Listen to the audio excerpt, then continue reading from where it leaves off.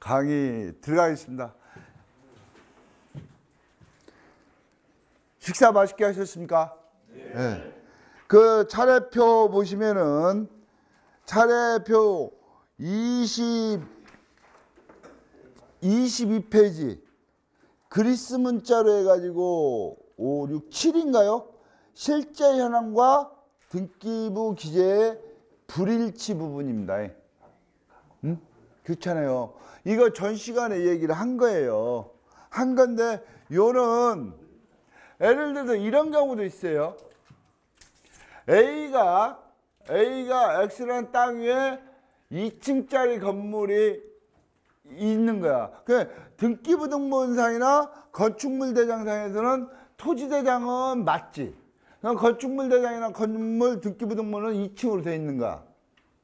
근데 담보조사를 나가보니까 여기다 옥탑을 올린 거야. 그러면 공보 현황이 안 맞지. 그러면은 이것도 판단을 해야 돼. 얼른 판단해야 돼. 아, 이것은 건물이 태국의 수상가옥 같이 호수에 뜨는 경우는 우리나라는 있어요, 없어요? 없잖아. 우리나라 건물은 전부 다 땅에 짙은가 7층에 8층이 올라가지 7층이 없는 상태에서 8층이 올라갈 수 있어요, 없어요? 없잖아. 이게 대법원에서는 종물을 볼 때 이제 몇 가지 기준이 있어요. 이게 종으로 올라간 경우 있잖아요. 종으로 높이로 올라간 경우. 이런 옥탑 같은 경우는 특별한 사정이 없는 한 우리가 설정을 여기 부분하고 여기 부분만 설정을 했고 이 부분은 설정을 못했지. 왜?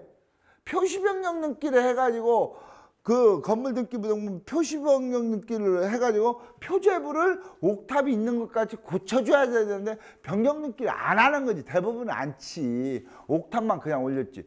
또 이게 이제 부동산 공법상 서대문구 같은 경우는 이렇게 근생지역이냐, 1종 근생지역이냐, 2종 근생지역이냐, 주거지역이냐에 따라서 건축허가가 변경 등기를 못하게끔 건축물 대장 위법 건축물로서 대장 변경을 안 해주는 데가 있어요. 공법적으로. 그러면 소유자가 하고 싶어도 못하는 거야. 또 이런 경우는. 그리고 하고 싶어도 건축물 대장 변경을 못하는 경우나 또는 하지 않는 경우, 그냥 옥탑만 세멘트 갖다가 뚝딱뚝딱 해갖고 보일러 시설 밑에 깔아가지고 여기다 방 하나 임대해 주려고 여기다 옥탑을 만드는 경우도 있을 거예요. 이런 경우는 금융기관이 이것만 설정을 했다 하더라도 경매 과정에서 하면 집행관의 현황조사와 환가감정이 나가다 보면 아, 공부는 이렇게 돼 있고 옥탑이 있다. 그걸 보고를 해줘도 사법부장은 특별한 사정이 없나 종이 위로 올라갔을 때는 종물 내지 부합물로 봐버려요.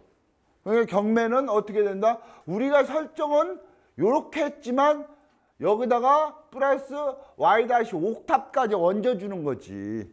그래갖고 경매되는 목적물을 Y 플러스 X 플러스 Y 플러스 Y-까지 넣어주는 거지. 그러니까 종으로 올라간 건 별로 걱정이 안 돼요. 근데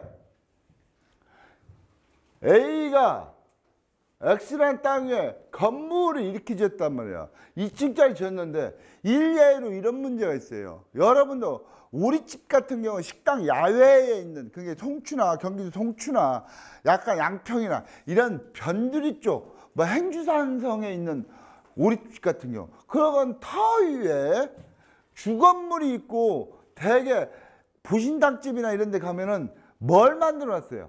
정자를 만들어 놨잖아요. 이렇게 쭉 이 터가 요만큼 있으면 정자를 이렇게 만들어 놨단 말이에요. 그리고 강원도 평창이나 이 귀촌 귀농하는 그 세컨하우스 개념 쪽으로 가보면 저 봉평이나 이런 강원도 쪽으로 가보면은 대개 등기는 주건물만 됐지 그 위에다가 예를 들어 정자도 하나 지어놓기도 하고 평상을 깔아가지고 뭐 또 해놓고 근데 정자가 등기부 등본에 나와야 안 나와요?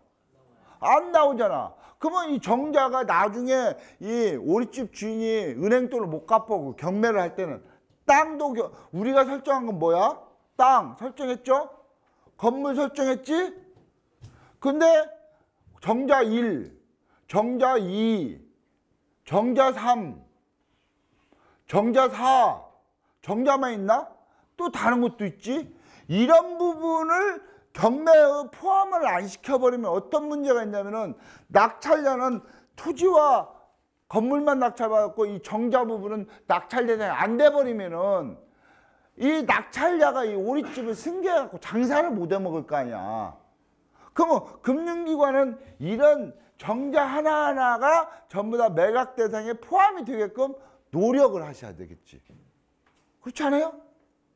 이 노력하는 작업을 하시는 게 감나무에다 작대기로 후려치는 작업이다 이거지. 그 작업을 하셔야죠. 그 경매를 넣기 전에 여러분들은 현장 조사를 미리 나가는 거야.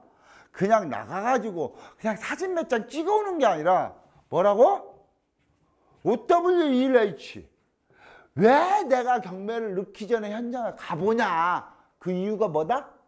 낙찰자 입장에서 뭐가 경매가 수년이 됐고 낙찰이 유찰용이 되는 건가를 내가 낙찰자 매집을 하려고 하는 입장에서 쳐다보는 거야. 그걸 체크를 해가지고 경매를 넣기 전에 해결을 받놔야만이 이 경매가 당초에 신발이 양쪽 신발이 있는 상태, 운동화끈이 다 있는 상태로 경매가 돼야지. 운동화끈이 하나가 없으면 누가 20만 원짜리 나이키 사가겠느냐 이거지.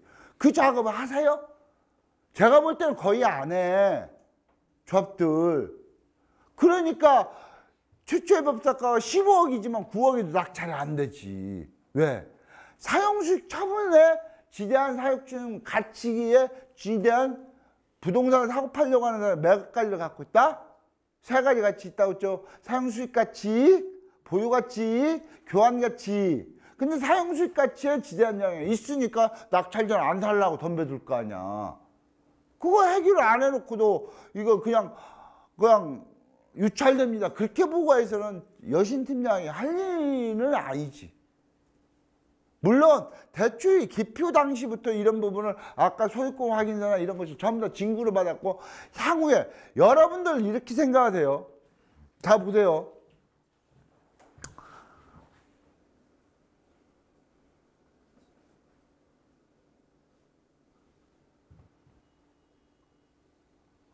뭐요? 대한민국 지도야. 자, 우리나라 4대강이 어떻게 돼요? 한강, 태백에서 발원을 해가지고 태백 황제에서 발원해갖고 인천 앞바다로 흘러가요. 낙동강, 태백 황지가 아니라 이것이 낙동강 황지 여기는 검룡소. 여러분들 공부하느라고 이런 데 안 가봤지만 난 다 가봤어. 한강의 발원지가 뭐야? 물이 처음 뽀글뽀글 나와가지고 한강물의 근원지 시작하는 지점을 얘기하는 이게 태백에 있는 검룡소란 말. 이게 520km 정도로 흘러가지고 인천 앞바다로 흘러간단 말이야. 그 다음에 태백의 황지연못에서 경상도 상주 안동으로 해갖고 을숙도로 빠지잖아. 이게 560km 해가지고 일로 빠진단 말이야. 자, 이게 한강의 4대강이 뭐야? 한강, 그 다음에 낙동강, 그 다음에 영산강, 또 하나가 뭐요? 이 초등학교 1학년 수업을 하고 있는 거야 지금. 금강이란 말. 근데 내가 오두막집이 장수에 있다고 했잖아요. 엊그저께 지었다고 했잖아요. 거기다가 장수에 가면 이게 전라북도가 있는데요. 전라북도에 장수군이라는 데가 있어요. 근데 장수군에서 바로 여기 지명이 뭔지 아세요? 수분제예요. 수분제. 이거 수업하고 관련 없는 얘기인데. 수분제. 수분제가 뭐요? 물숫자에다가 수분제거든. 물이 쪼개지는 데란 말이에요. 양수리가 뭐예요? 양수리. 두물머리가 뭐야? 남한강과 북한강과 합수하는 지점이 양수리인 거야. 양수리. 양쪽 물이 합해진다 해갖고 순수한 우리말로 두물머리 한단 말이야. 여기는 수분제야. 이 수분제 옛날 사람들 얼마나 영악스럽냐면은 똑똑하냐면은 다 자연의 이치를 따가지고 이름을 지었어요. 근데 여기가 말 그대로 우스갯소리 말이 있어요. 초가집이 하나 있는데요. 이 초가집이 한 채가 있는데 요쪽 낙숫물로 빗물이 떨어지면 이게 삼진강의 발원지가 되고, 이쪽에 떨어지면 이게 뭐야? 뭔 강이죠? 금강의 발원지가 된다는. 이 금강의 하나는 수분재라는 데를 가면 이게 금강의 발원지, 이게 삼진강의 발원지가 된다는 얘기야. 그럼 보세요. 물은 떨어지는 지점은 전라북도 장수군 장수읍 수분리 몇 번지를 가보면은 물이 거기에 뜸봉샘이라는 금강의 발원지가 있고 대미샘이라는 삼진강의 발원지가 있어요. 근데 그 거리는 불과 산 하나, 물론 이건 조금 와전시킨 거지, 좀 오바를 한 거고, 정확한 표현하면 야산 하나를 놓고는 이쪽은 삼진강 발원지, 산 이쪽은 금강 발원지가 되는 거야. 그러면 여러분 보세요. 이게 흘러가지고 삼진강, 금강 어디로 흘러가요? 군산 하구뚝으로 흘러가는 거야. 이 대청댐으로 해갖고 백마강으로 해갖고 금강으로 해갖고 쭉 흘러가죠. 삼진강 어디로 흘러가? 순창 임실 삼진강 김용택 시인의 삼진강 시인의 김용택 시인 그 삼진강으로 해갖고 곡성 구례 하동으로 해갖고 광양만으로 흘러가요. 삼진강의 종착지가. 그러면 이 거리를 한번 따져보자고. 군산과 장항의 거리를 따지면 이게 500km가 되는 거야. 그러면 물이 떨어지는 지점은 불과 1km밖에 안 되는데 물이 완전히 흘러가는데, 여신이라는 건 그래요. 시작은 미비하지만 나중은 창대하래요. 내가 성경 말씀을 얘기하자는 얘기가 아니라 이 부분은 처음에 이를 어떻게 꾸미냐에 따라서 나중에 결과는 하늘과 땅이 나온다는 얘기지. 그게 여신인 거야. 그게 여신을 갖다가 허접쓰레기 같이 진구서류가 하나 있고 없고가 지금은 눈에 잘 안 보여. 그렇지만 경매를 하다 보면 이게 삼진강 하구뚝하고 금강 하구뚝하고 그렇게 현저한 차이가 들 정도로 아주 중요한 문제니까 내가 첫 시간에 뭐라고 그랬어요? 하나를 알아도 카더라 통신으로 알지 말라고 그랬잖아. 정확히 잡으시라고 했잖아. 정확히. 개념을 정확히 잡고 끌고 가야 된다.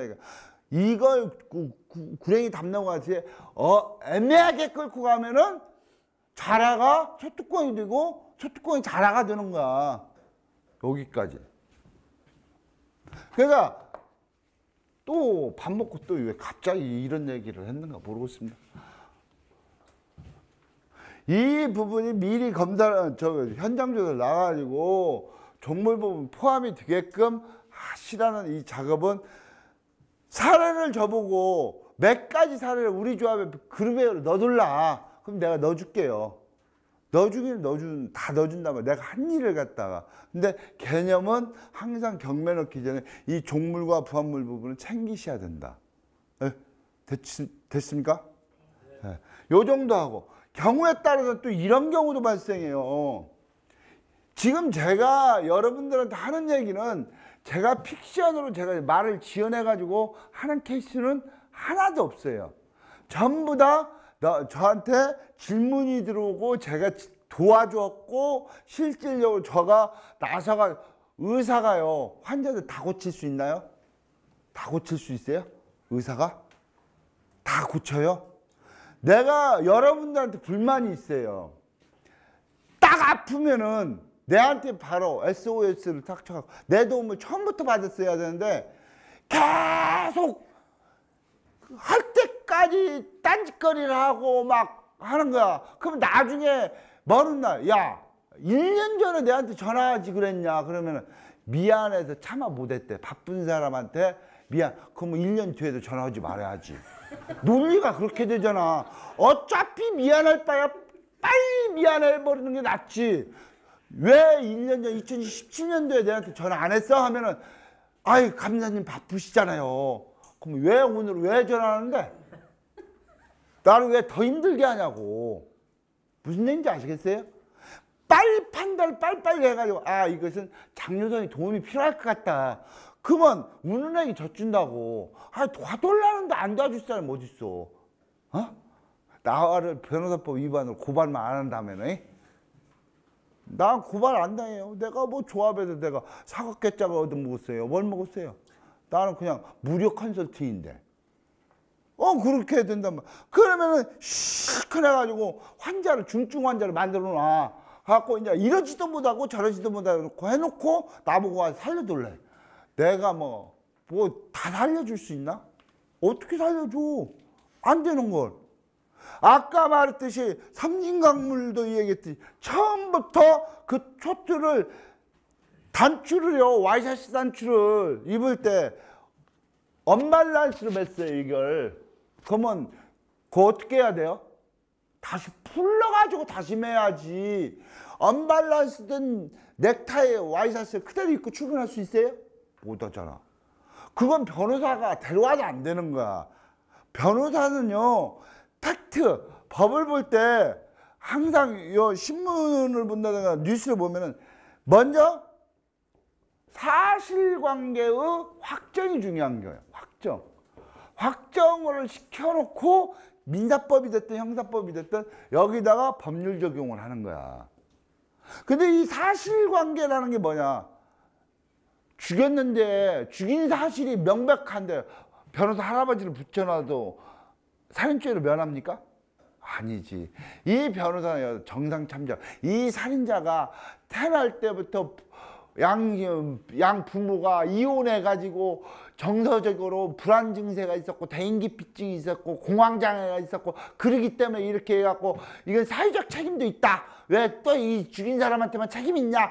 이런 말을 써가지고 감경사유는 되겠지만 정상참작으로 호소하는 건 되겠지만 안 죽였는데요? 죽였는데 이미 물증이 다 나왔는데 변호사가 그러면 그 사람 살인 안 했어요. 그렇게 하면 판사가 뭐라고 했어요?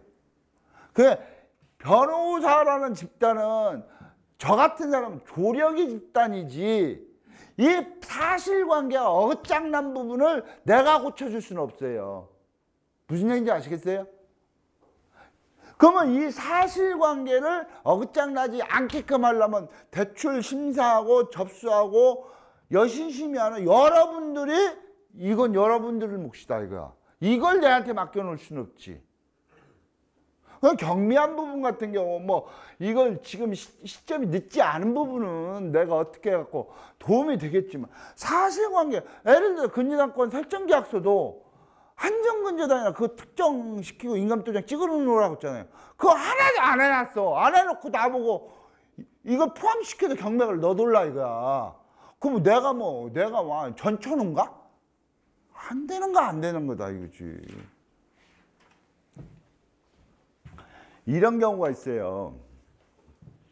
A가 X라는 땅과 Y라는 건물을 공동담보로 잡았는데 이게 원래요.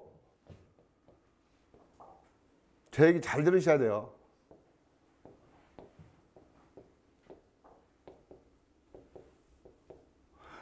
2018년도 9월 7일 날 담보물이 돌아왔고요. 담보물 조사를 나갔는데 조사 나간 시점에서 보니까 Z라는 건물이 있어요. Z라는 건물이 있습니다. 근데 공부를 보니까 어떤 형태로 했냐면은 원래 같은 번지수에 건물이 틀린 건물이 두 개가 올라올 수 없잖아요. 그러면 이걸 멸실 등기를 하고 이걸 소유권 보존 등기를 떨쳐야 될 거잖아요.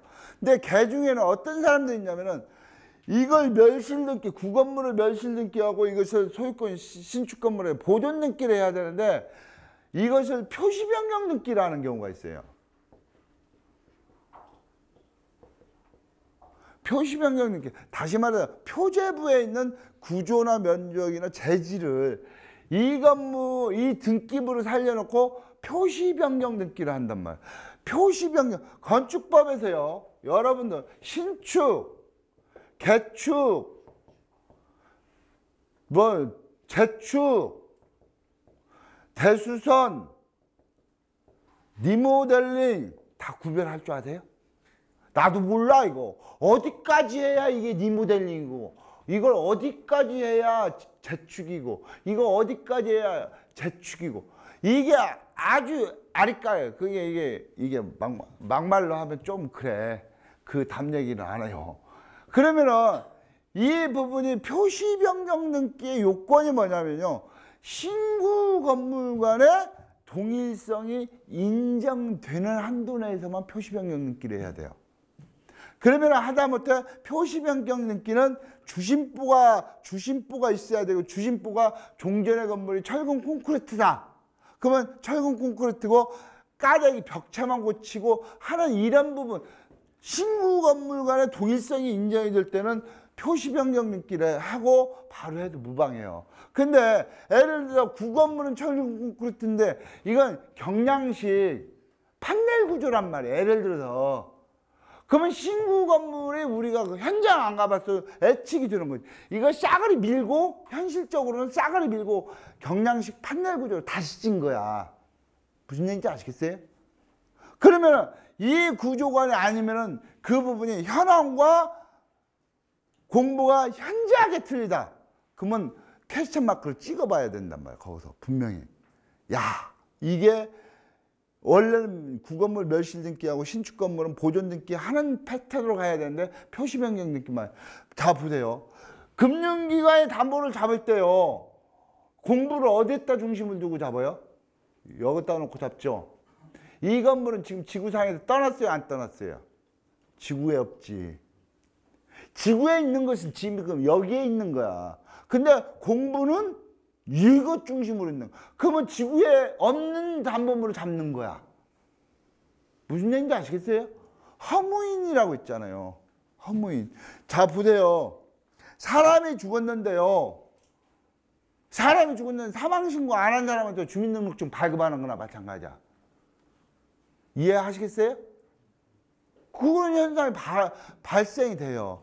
그렇기 때문에 옛날에 여신 업무 하시는 은행권들의 옛날 3, 40년도 자체 감장하는 사람들 뭘 갖고 다녔어요? 뭘 갖고 다녔어요? 줄자를 갖고 다녔어요. 줄자를 갖고 다니면서 측량을 하는 거야. 여러분들 줄자, 나도 못해. 줄자로 가로 세로 해갖고 내 땅 이게 담보물 대상이 공부하고 맞는가 없는가를 삼각형으로 그려가지고 계산해가지고 아 맞구나 틀리구나. 또는 건물 같은 경우 줄자로 가로 세로 해갖고 아 이게 22평짜리구나 그거 잡았단 말이야. 그게 뭔지 아세요? 그리고 경우에 따라서 벼란박을 갖다가 현장 조사나 긁어보는 거야. 그래갖고 도배지를 긁어갖고 그게 세멘트인가 황토인가 그게 공부상이 나오고 일치가 되는 거. 여러분들 그런 작업 하나도 안 해요. 항상 여러분은 공부와 현황과 그 일치 여부를 확인하는데 소홀해지면 안 된다는 얘기입니다. 그 여기서도 그래요. 이런 부분에 대해서 나중에 이제 문제를 제기하는 거야. 이 소유자가 담보 제공할 때는 아 여기 은행에서 잡았던 거 사실은 담보 취득 당시에 이미 없어진 건물이다. 근데 이거 표시 변경 등기를 하지 않고 멸실 등기하고 신축 건물 보존 등기를 했어야 되는데 이걸 하지 않았다. 그러니까 없는 데다가 헛짓거리 한 거다. 그러면 이 근저당권 설정 등기 무효입니까? 무효 아닙니까? 아 대상이 없는데 대상이 없잖아. 여러분들 경매 부분을 이렇게 생각하세요. 사과가 내가 아구작 씹을 때 사과지 그림 속에 사과 그림이 있어. 그게 사과요? 그림 속에 사과 먹을 수 있어요? 없어요? 못 먹잖아요. 저게 그거란 말이야. 사과 그림을 놓고 사과다 하는 거나 마찬가지다 이거지. 실물을 단집이 나올 수 있는 사과를 먹는 걸 잡아야지. 요 정도 얘기할게요. 요런 전 시간과 연장선상에서 하고 싶은 얘기는 공부와 현황과 일치 여부를 확인하고 일치가 안 됐을 때 FM은 부속 건물일 때는 표제부 표시 변경 등기를 해가지고 부속 건물까지 포함을 시켜갖고 공부와 현황 등기를 치게끔 해갖고 같이 해야 되는데 요즘 소유자가 그렇게 하면 금융기관 뭐라 그래요? 야 니들한테만 대출 받을 때가 너희들밖에 없냐? 다른 데는 말도 안 통하면 니들은 참 유별나구나. 뭘 요구사항이 그렇게 많아. 그렇게 나올 거잖아. 그러면 대출 못 하잖아. 그러니까 우리가 원칙적으로는 또 못 하잖아. 살짝 삐뚤란 말이야. 삐뚤으란 뭐 해야 돼요? 내가 지식이 있어야 삐뚤지 그걸. 효과는 동일한 효과를 나오면서 그걸 삐트는 작업을 해야지. 응?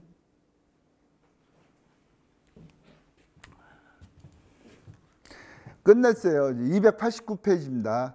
그렇게 차례표성으로는 23페이지. 23페이지 보면 제6장 근저당권자의 권리.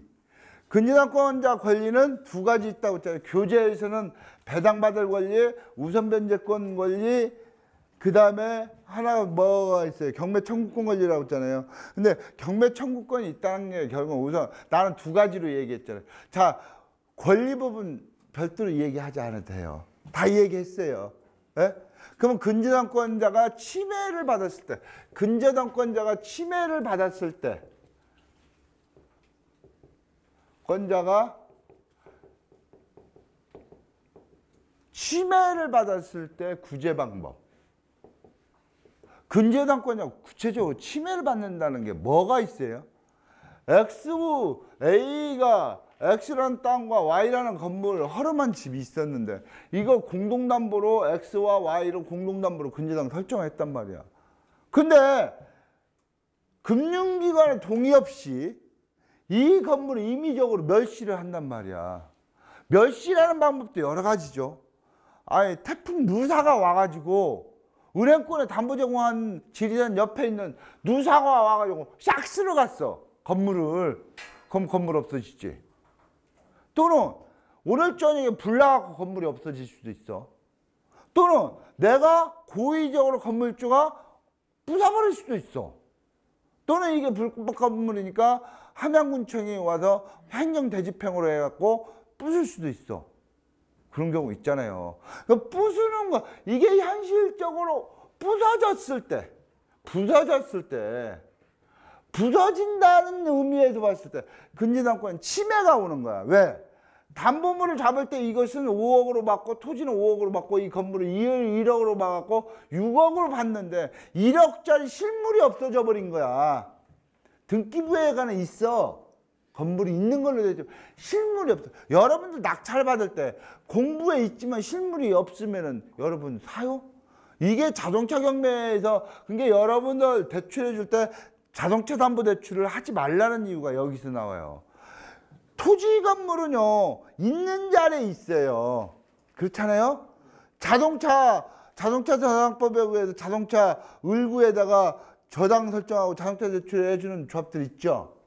이게 환가 부분까지를 생각해야 되는데 단순히 자동차 등록원부도 갑구, 을구, 표접으로 논하지잖아. 을구에 설정을 했단 말이야. 근데 자동차는 하루아침에 경상도 포항에서 전라도 광주로 넘어갈 수 있는 거야. 그럼 예를 들어서 포항에 있는 무슨 S은행이 포항에 차량 등록지가 포항인 곳을 갖다가 을구에다가 근저당 해갖고 포텐셜을 갖다가 아니 포텐셜하나 요즘 BMW를 잡았단 말이야.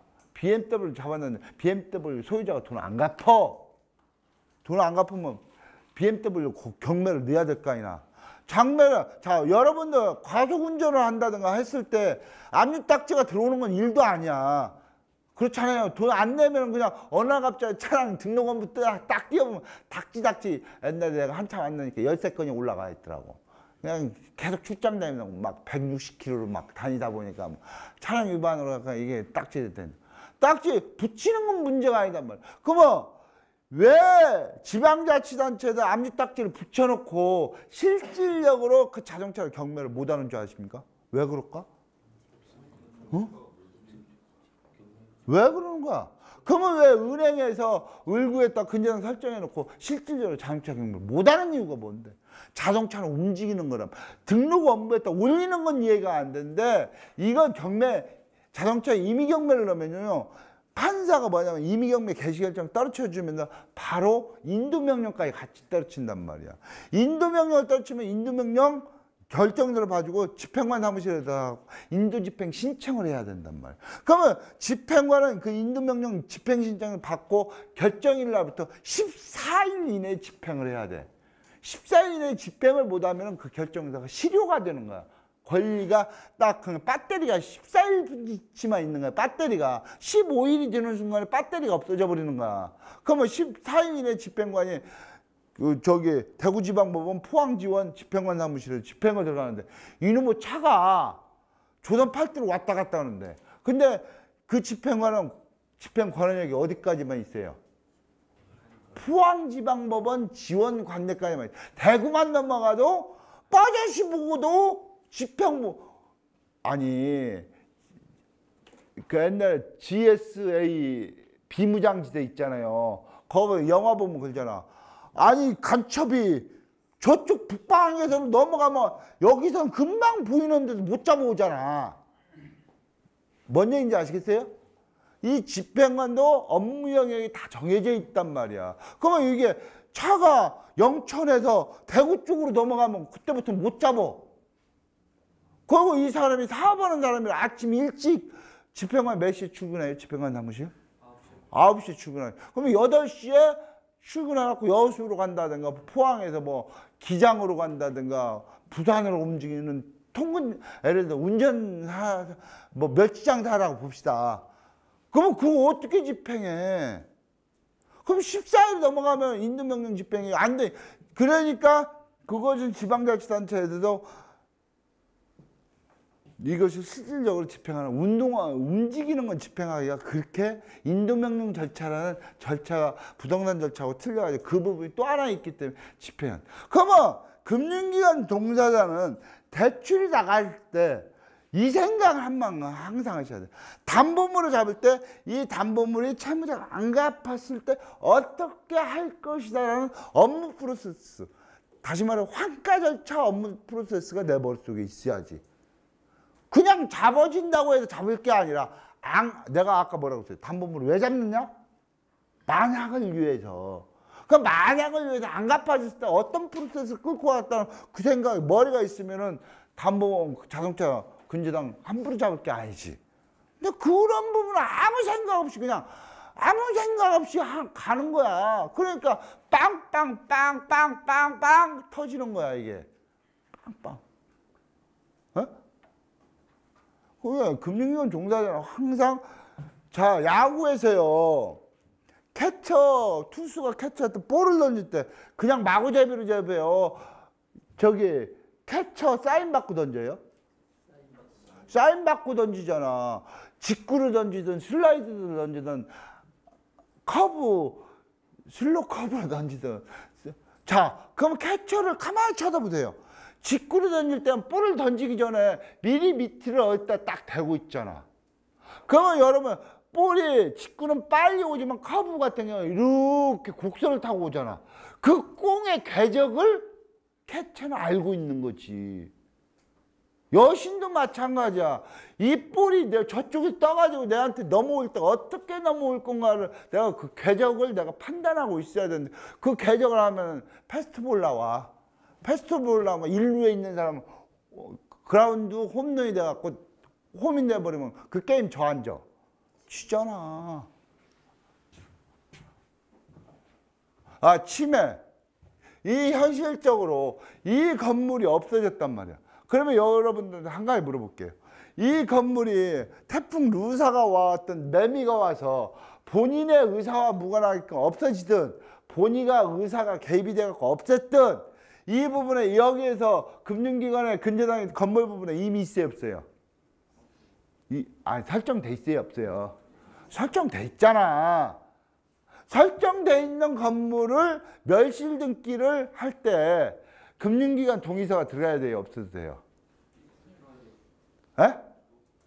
없어도 돼요. 이런 기본적인 개념이 여러분들 정립이 안 되면은 이 강의 아무리 이야기해도 의미가 없는 거야.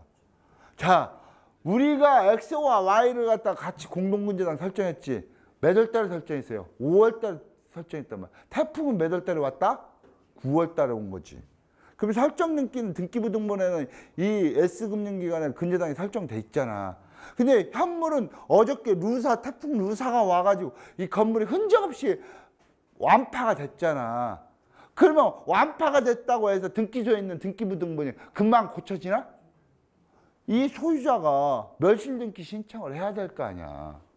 멸실등기 신청을 하려고 하다 보니까 등기소 직원이 너 S금융기관에 울구에 근저당이 설정했는데 금융기관 동의서 갖고 와. 그래야만이 멸실등기를 해줄게. 그렇게 하냐. 등기소 직원이 이 아무리 근저당이 설정돼 있어도 근저당권자가 등기부등본에 있다 하더라도 소유자의 멸실등기 신청에 의거해서 멸실등기를 어떻게 돼? 건축물 대장을 폐쇄하고 폐쇄 건축물 대장을 첨부물로 해가지고 항상 그래요. 건물이 지어질 때나 건물이 없어질 때나 행정부에 관련되는 건축물 대장이 신설되다든가 건축물 대장이 폐쇄가 되고 난 다음에 사법부 소관에 건물 등기 부등본 그거가 나중에 정리가 되는 거야. 그러니까 건물 등기, 멸실 등기를 할 때는 항상 첨부물로 뭐가 들어간다?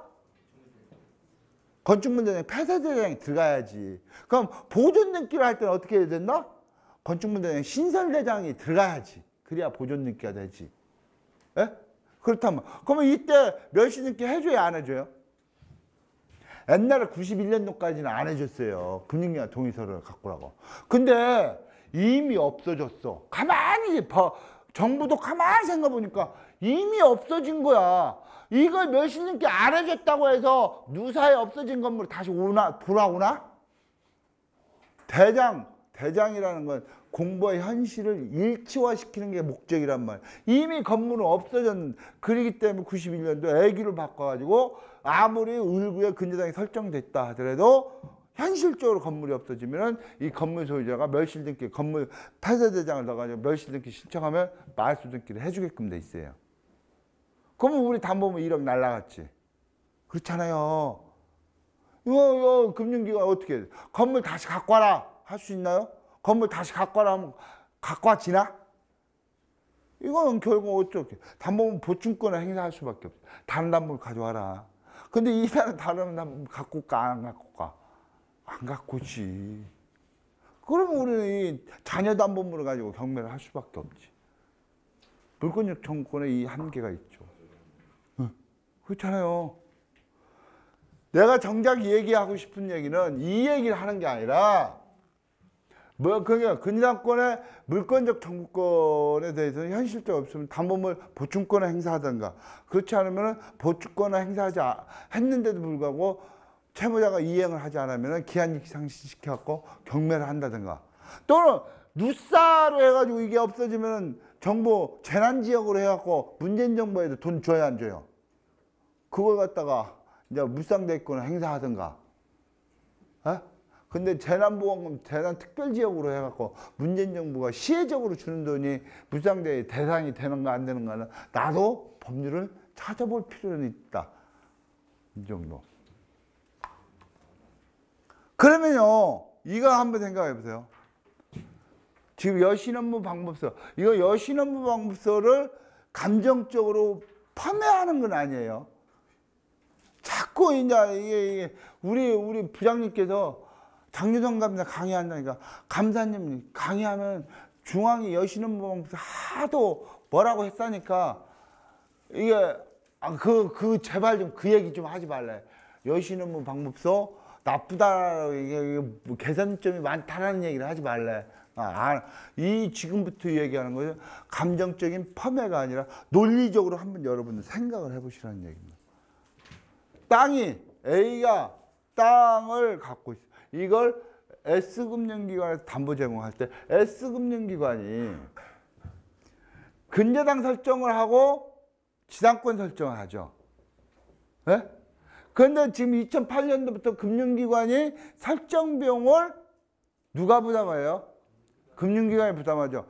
그러면 경우에 따라서는요, 이 땅가 공시지가액이 100억인데 여기다가 39억을 설정하고 30억을 대출받을 때는 근저당 설정에 등록세 과대표주는 39억, 채권 최고의 과표가 돼요. 그렇지만 지당권의 과표는 공시지가의 100억이 과표가 되는 거야. 그러면 경우에 따라서는 지당권 설정 비용의 등록세가 근저당권 설정의 등록세보다 훨씬 오버가 되는 경우가 나와요. 그러면 여러분들 대형 조합들 가면 1년 동안에 등록세 설정 비용이 몇십억씩 나가는 조합들 많죠. 그렇잖아요.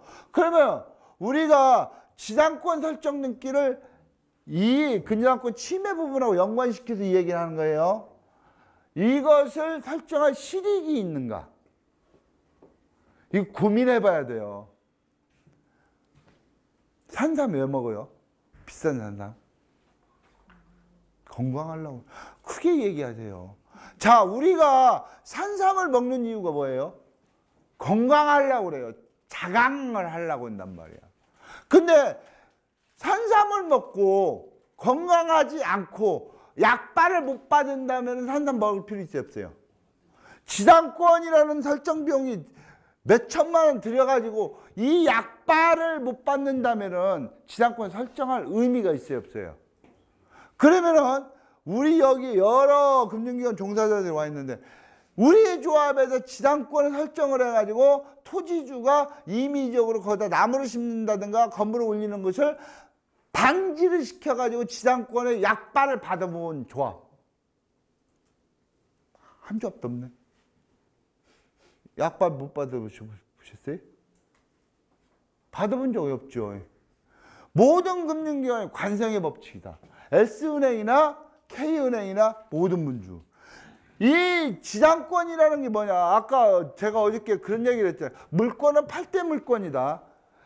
점유권, 소유권, 제한물권. 제한물권은 용익물권과 담보물권으로 나뉘는. 담보물권은 질권, 저당권, 유치권. 지역권, 지상권, 전세권. 하나, 둘, 셋, 넷, 다섯, 여섯, 일곱. 여기가 제한물권이고 여기가 소유권이고 여기가 점유권이에요. 그러면 소유자를 한번 보세요. 여러분이 여러분 부동산을 소유하고 있다. 뭐 팔을 수 있어요, 없어요? 제3자한테? 팔을 수 있죠. 그 장기간 묵답으로 방치 안 할 수 있어요, 없어요? 할 수 있죠. 제3자한테 임대해 줄 수 있어요, 없어요? 있어요. 소유권자는 다 할 수 있어요. 부동산 뭐가 있다고 했죠? 교환가치이익, 보유가치이익, 사용수익가치 있다고 했죠. 소유자는 그걸 팔아먹는다. 교환가치. 장기간 방치한다. 보유가치. 그것을 갖다 제3자한테 임대해줘가지고 임대수입 얻는 사용수익가치. 소유자는 사용가치이익, 보유가치이익, 교환가치이익 세 가지를 전면적으로 갖고 있지. 근저당권은 그 소유자가 갖고 있는 것 중에서 뭘 뺏어오는 거예요?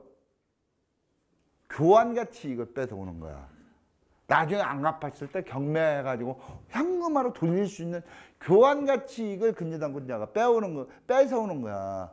그러면 지상권자는 뭐예요? 지상권자는 소유자가 가지고 있는 사용수익 가치를 뺏어오는 거야. 네 소유라 할지언정 너는 이 토지에다 건물을 짓다든가 나무를 심지 마. 내가 심을 거야. 그거잖아. 근데 금융기관이 지상권 설정하는 목적은 원래 민법에서 말하는 지상권의 목적과는 좀 틀려요. 민법에서 진짜 의도는 뭐냐. 지상권자가 그 토지를 30년간 거다 과수나무를 30년간 심을 때 토지를 지상권 30년. 근데 우리 금융기관이 지상권 설정하는 것은 그 내가 담보를 취득한 땅 위에다 함부로 건물을 짓지 말라라는 의미거든. 그렇잖아요?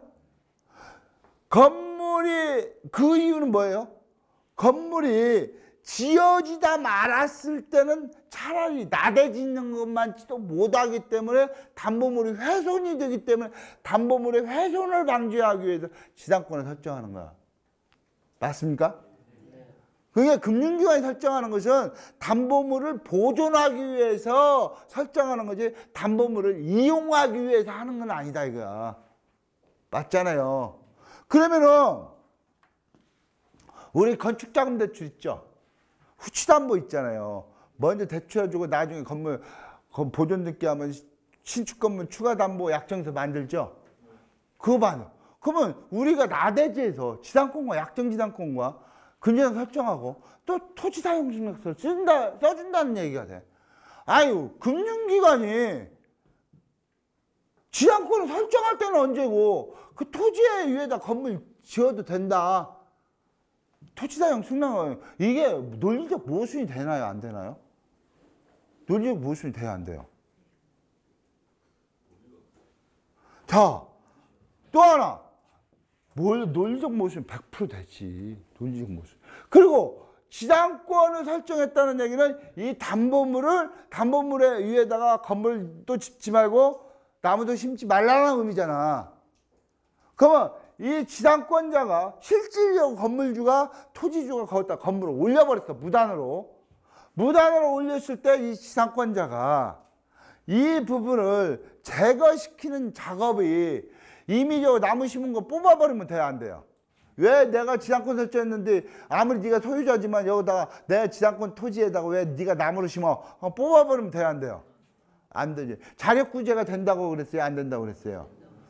이 사람은 지상권자로서 방해배제 청구권 행사를 해야 돼요. 심어진 나무를 뽑아라. 어떻게 어디다 소송을 걸어야 돼요? 법원에다가 토지주를 놓고. 그러면 아까 쓰레기 300톤 얘기할 때 얘기했죠. 하다가 보면 뭐다? 하다가 보면 어떻게 된다? 안 걸린다고 했잖아. 하다가 보면 안 걸린다고 했잖아. 법보다 주먹이가 가벼워.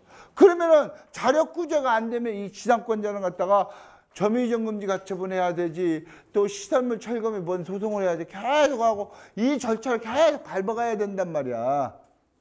근데 여러분들 금융기관에서 이 절차를 밟은 S은행이나 KH은행이나 어떤 은행이 있는 걸 눈 씻고 봐도 없단 말이야.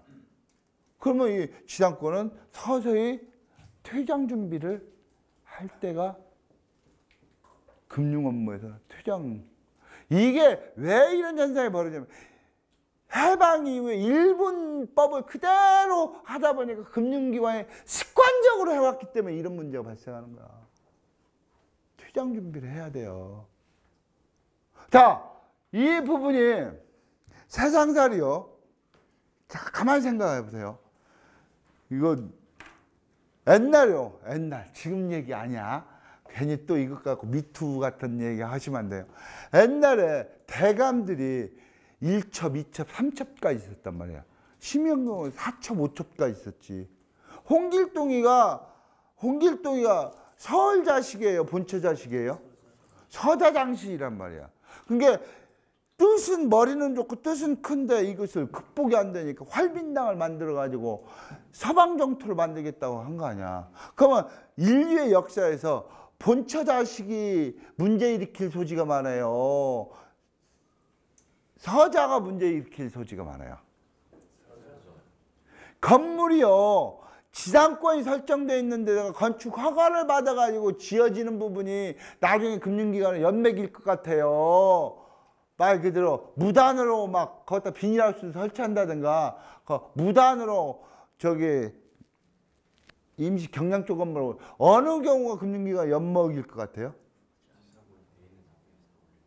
지상권에 설정돼 있을 때.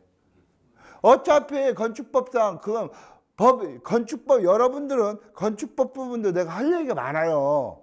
근데 여기서는 지금 근저당이니까 내가 이 얘기를 건축법 얘기는 많이 났는데 지금 건축법에서요. 건축법 11조 제8항을 보세요. 11조 제8항. 그러면 건축법이 어떻게 되면 지상권자의 토지사용 승낙을 해야만이 건축허가가 되게끔 돼 있죠.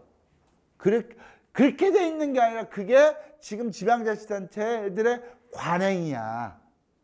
에? 그러면은 그렇게 지어지는 부분은 금융기관 토지 사용 승낙 써줄 거잖아. 그러면 그 건물이 지어지는 것을 어느 정도 예측이 가능한가? 근데 문제가 되는 것은 뭐냐? 갑자기 컨테이너 박스 갖다 놓는다든가 그것을 지상권을 설정했다고 해서 자 보세요. 내가 이렇게 설명할게. 흡연구역이 있어요. 진짜 흡연구역이 퍼펙트하게 가려면요. 흡연구역이 아니네. 금연구역. 예를 들어 어떤 금연구역이 있다고 봅시다. 금연구역이 제대로서 효능을 발휘하려면 금연구역에서 담뱃불 딱 튀고 라이터를 딱 켜지는 날 하늘에서 바람이 불어가지고 라이터불을 딱 꺼줘줘야 되거든. 그래야 그 금연구역의 본래의 기능을 다 하는 거야. 근데 우리는 어떻게 돼요? 금연구역에 라이터불 딱 켜면 불이 들어와요, 안 들어와요? 들어오잖아. 그러면 금연구역에서 핀 것은 담배를 못 피게 하는 게 아니라 바람에 불어서 불이 꺼져야만이 진짜 그게 금연구역이지. 거기다가 야, 너 왜 금연구역에 담배 피웠어? 너 10만 원 과태료 내. 이미 과태료를 내고 안 내고를 떠나가지고 공기는 혼탁해졌어, 안 혼탁해졌어? 금연구역 본래의 기능을 했어, 안 했어? 안 한 거지.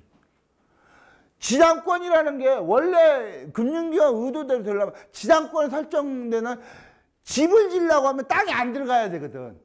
무슨 얘기인지 아시겠어요? 근데 땅이 들어가는 거 아무 삽자루가 들어가잖아. 포크레인도 지어지고 건물도 올라가잖아.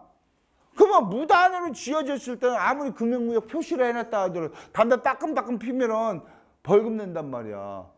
그럼 벌금 안 내면 또 막 어쩌고 저쩌고 있죠. 현실적으로 건물을 지어지는 것을 물리적으로 못하게끔 해야만 그 기능이 있는 거지.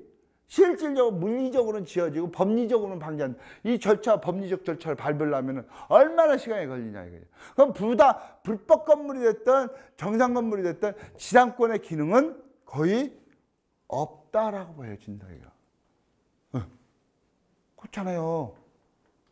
그러다 보면 이 지상권에 대해서 건물 방해배제 청구권이 내가 쓴 책자에 관한 그 얘기예요. 침해 근저당권자도 아까 얘기했듯이 근저당을 설정으로 함으로써 교환 가치를 갖고 있는데 거기다 건물이 올라간다든가 무당 건물이 올라든가 나무가 심어진다면 토지 가치가 유지가 돼요? 하락이 돼요? 하락이 되잖아. 그러면 근저당권자만 가지고도 나무를 못 심게끔 하는 방해배제 청구권이 있다로만 전제한다면 말 그대로 지상권 쓸모 있는 것은 돈만 잡아먹는 물 먹는 하마가 되는 거야. 이해하시겠어요? 그래서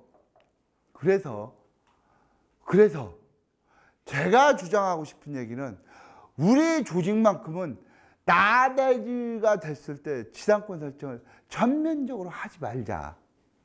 그 주장을 외치는 겁니다. 그럼 조직적으로 1,000억을 아낄 거라. 연간 1,000억을 아낄 거란 말이야. 어? 자, 두 번째. 굳이 전면적 지상권을 설정하지 말자는 것이 굳이 찝찝하다. 그러면은 이렇게 할 수도 있어요. 문화재 보호시설이나 쉽게 말해 생산녹지지역 같은 경우는 이명박 정부의 백이 됐든 문재인 정부가 됐든 어떤 대한민국의 현재 살아있는 권력이 된다 하더라도 생산보전지역에다 건물 지을 수 있어 없어요? 못 지어요. 허가가 안 떨어지는데. 그러면 제한적으로 생산녹지지역이나 문화재 부동산 공법적으로 건물 허가 신청이 건축 신축 허가가 안 되는 부분은 설정할 필요가 없는. 우리가 굳이 방어하지 않고 있어도 부동산 공법이라는 화성군청에서 방어해주고 있어. 뭔 얘기인지 아시겠어요? 수원시청에서 우리가 굳이 방어를 하지 않아도 방패막이를 수원시청 지방자치단체가 이미 부동산 공법상으로 여는 건물 못 짓는다 이미 잡아놓고 있으니까 그 공무원이 건축 신고를 수리할 리도 없고 건축허가를 승인해 줄 리도 없잖아. 그러면 지상권을 설정할 필요도 없잖아. 그걸 이원화시킬 필요도 있다 이가. 그 전략 금액만 해도 어마어마하다고 나는 보는 거지. 네? 또 하나 이 부분도 한번 생각하셔야 돼요.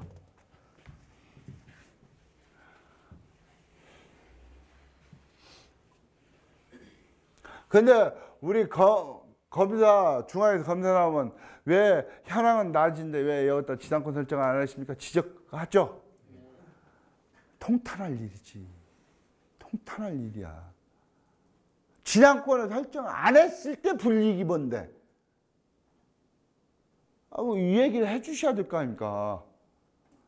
지상권을 설정을 않고 근저당만 했을 때하고 지상권과 근저당을 할 때 이쪽에 불이익이 있어야만이 할 실익이 있고 산삼을 먹는다는 얘기는 산삼의 효능을 보려고 하는 거 아니야. 근데 효능을 못 봐야 뭐들 산삼 먹어. 쓸데없이. 해서 부동산 공법적으로 아예 건물이 신축하거나 안 되는 것은 할 필요가 없다는 주의고 또 하나 이것도 내 마음에 안 든다. 이것도 좀 찝찝하다 했을 때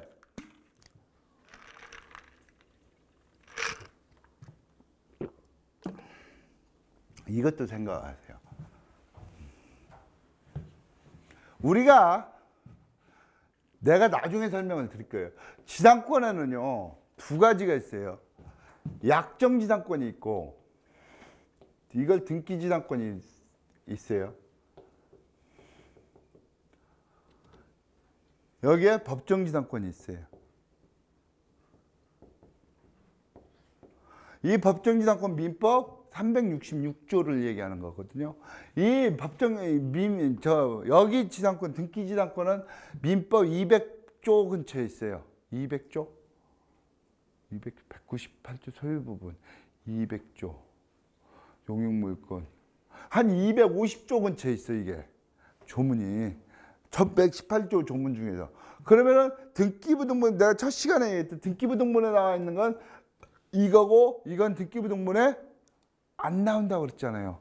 근데 여신 업무를 할 때는 어느 게 엄청난 태풍의 위력이 있는 줄 아세요? 이쪽이에요?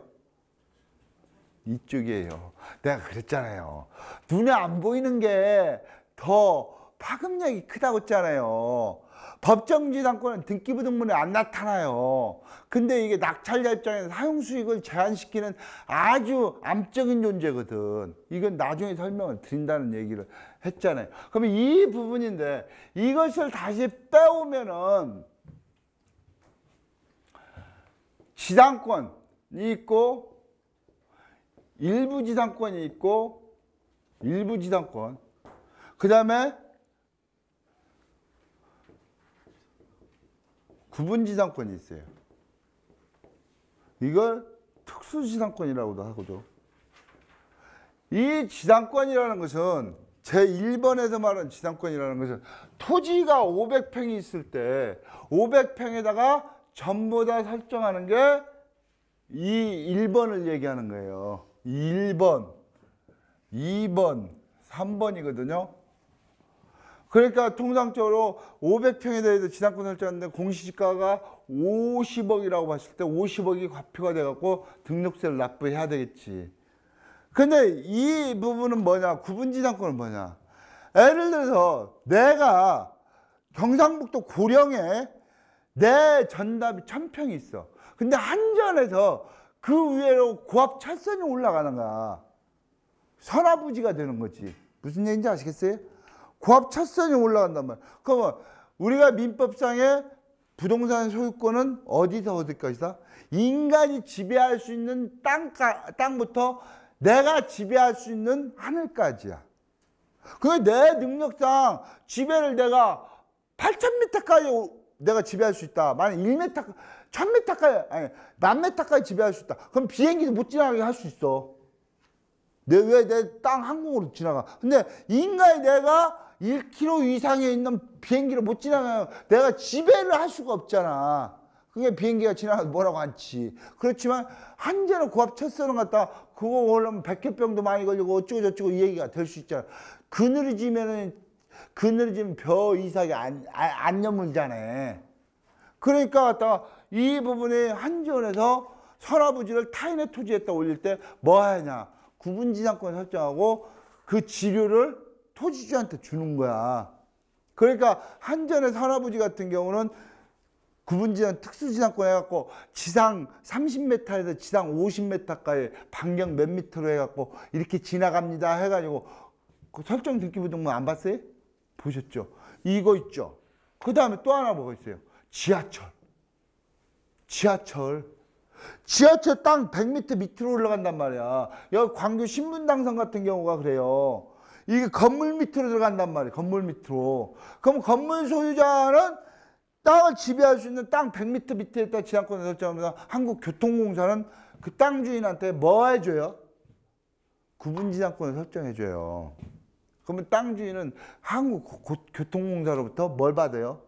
지료를 받는 거거든. 이게 구분지상권. 그러니까 구분지상권은 한전이나 지하철이나 이걸 생각하시면 되지. 그러면은 일부지상권과 구분지상권은 뭐냐? 이 구분이라는 것은 이렇게 생각하시면 상하의 개념이다. 이해를 하셨어요? 그 토지의 상하의 개념이다.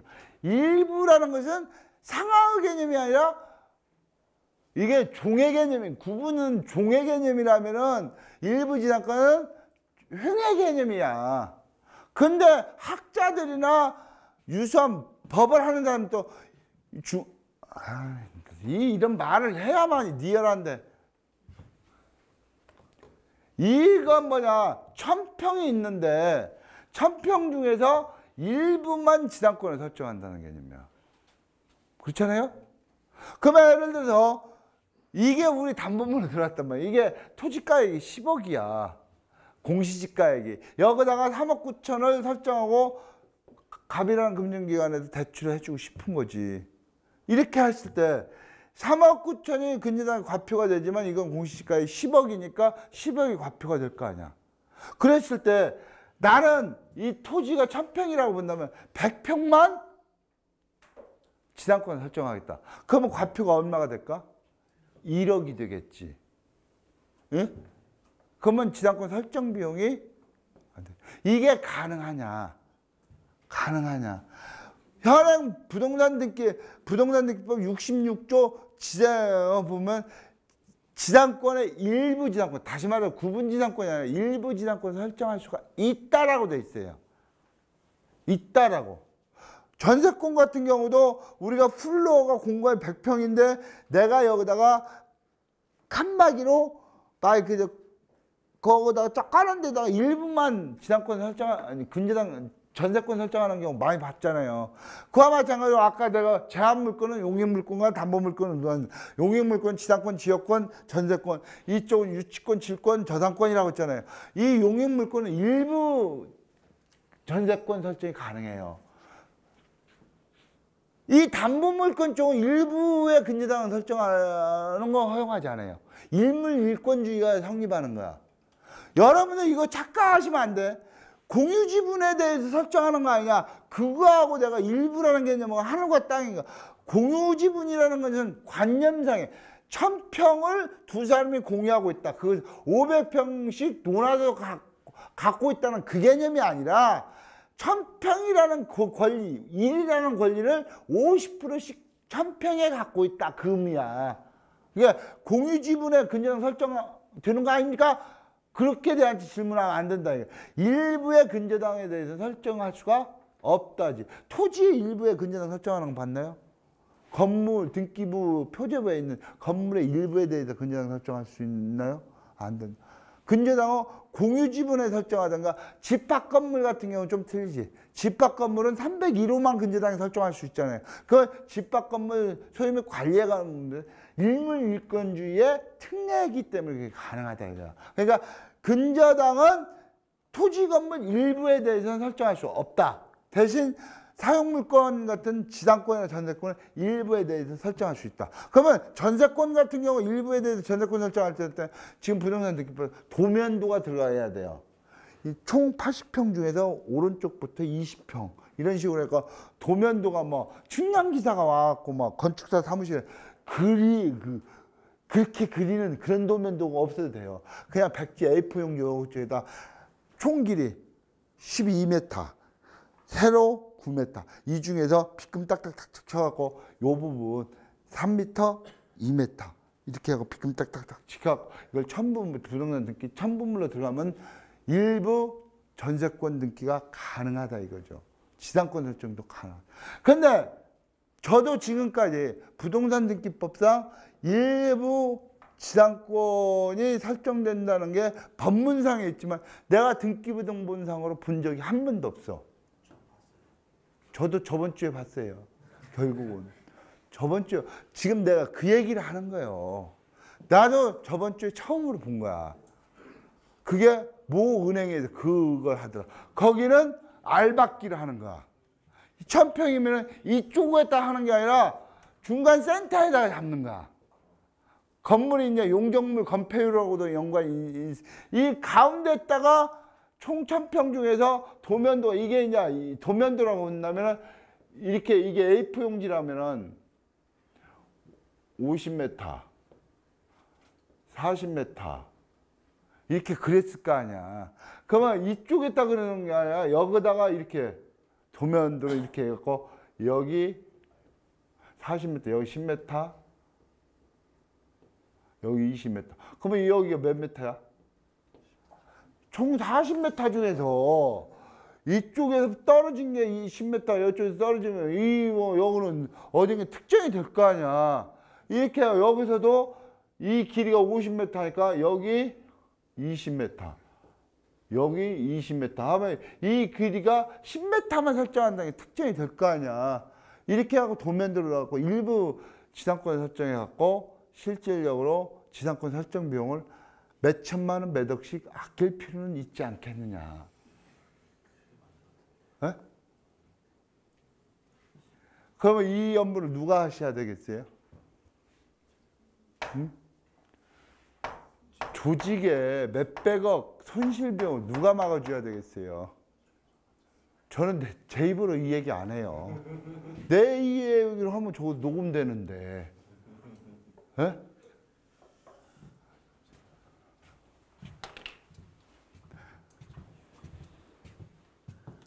그러면은 어디까지 설명이 됐냐면은 295페이지까지 설명됐어요. 그렇죠? 나머지 것은 실질적으로 자주 발생하지 않는 거니까. 이제 법정지상권, 어차피 법정지상권 설명이 나왔으니까 설명을 해드려야죠. 어차피 지상권 가지고 이 얘기를 했으니까 법정지상권까지 여기서 설명을 할게요.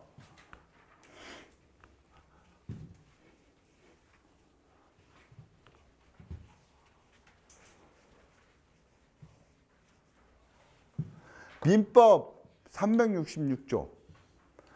여러분 눈치 빠른 사람은 내가 민법 366조 하면 빨리 앱을 딱 찾아갖고 네이버 년한테 물어봐야 돼. 민법 366조가 뭐다. 그렇게 눈치는 있어야지. 366조가 어떻게 돼 있냐면은 민법 366조 동일한 소유자가 토지 건물이 동일한 소유자로 있다가 이유를 막론하고 조문은 이렇게 돼 있지는 않아요. 내가 여러분들한테 설명하기 좋게 설명을 했어. 이유를 막론하고 동일한 토지 소유자와 건물 소유자가 언밸런스 됐을 때, 언밸런스, 그게 틀려졌을 때 건물 소유자는 토지 소유자에 대해서 법정지상권을 취득한다. 이렇게 돼 있어요, 조문이. 이렇게 돼 있단 말이야. 그러면 이게 뭔 말이냐? 아까 종물과 부합물에서 이 한 얘기는 똑같은 맥락이 또 나와요.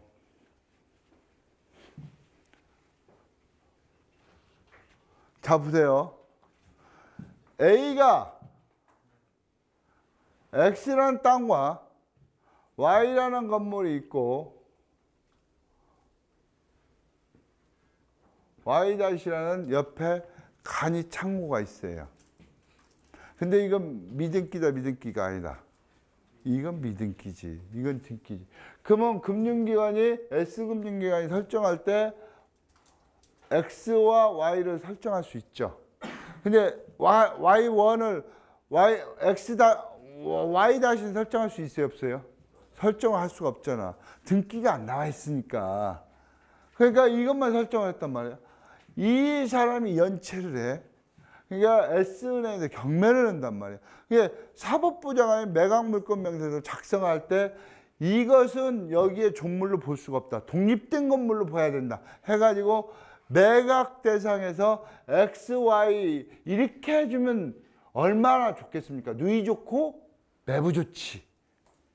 X, Y, Y1까지 여기다 포함을 시켜서 매각을 패키지 경매를 하면은 낙찰받는 사람들도 추가적인 분쟁이 없고 좋고 아무 문제가 없으니까 좋은데 법원에서 이 부분은 경매를 못 해주겠다.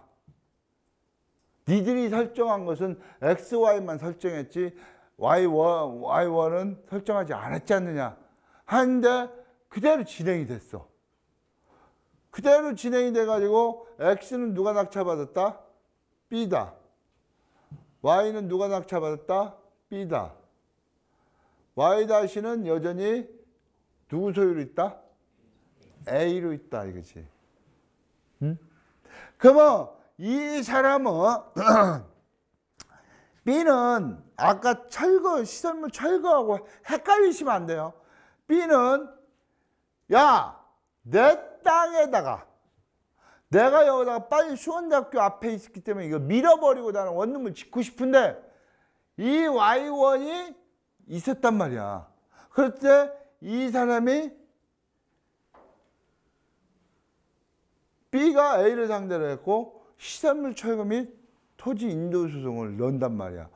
그 지상 건물 클리어를 시켜야만 이제 건물을 올릴 거 아니야. 낙찰. 그때 이 A가 그걸 주장하는 겁니다. 민법 366조를 보세요.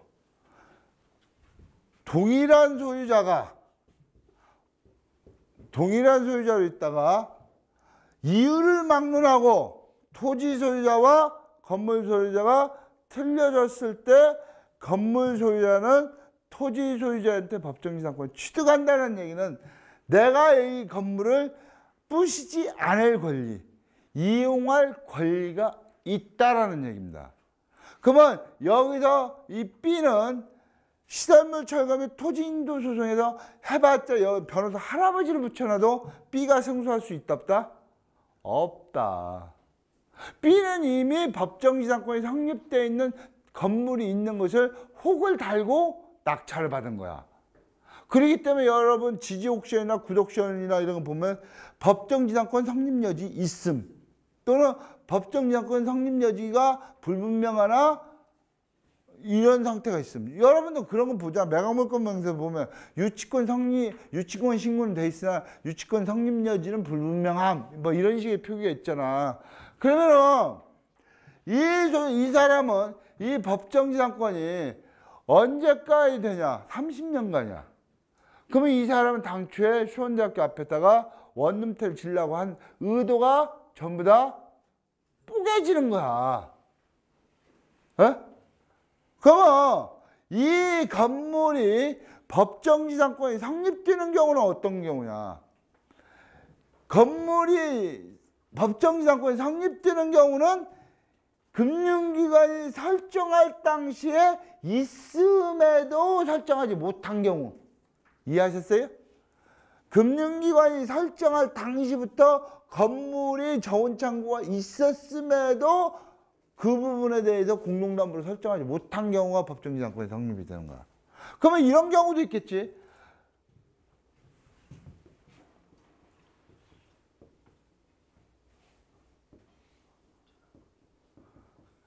갑이란 금융기관이 2018년도 9월 17일 날 근저당 설정할 당시에는 Y1이 없었어.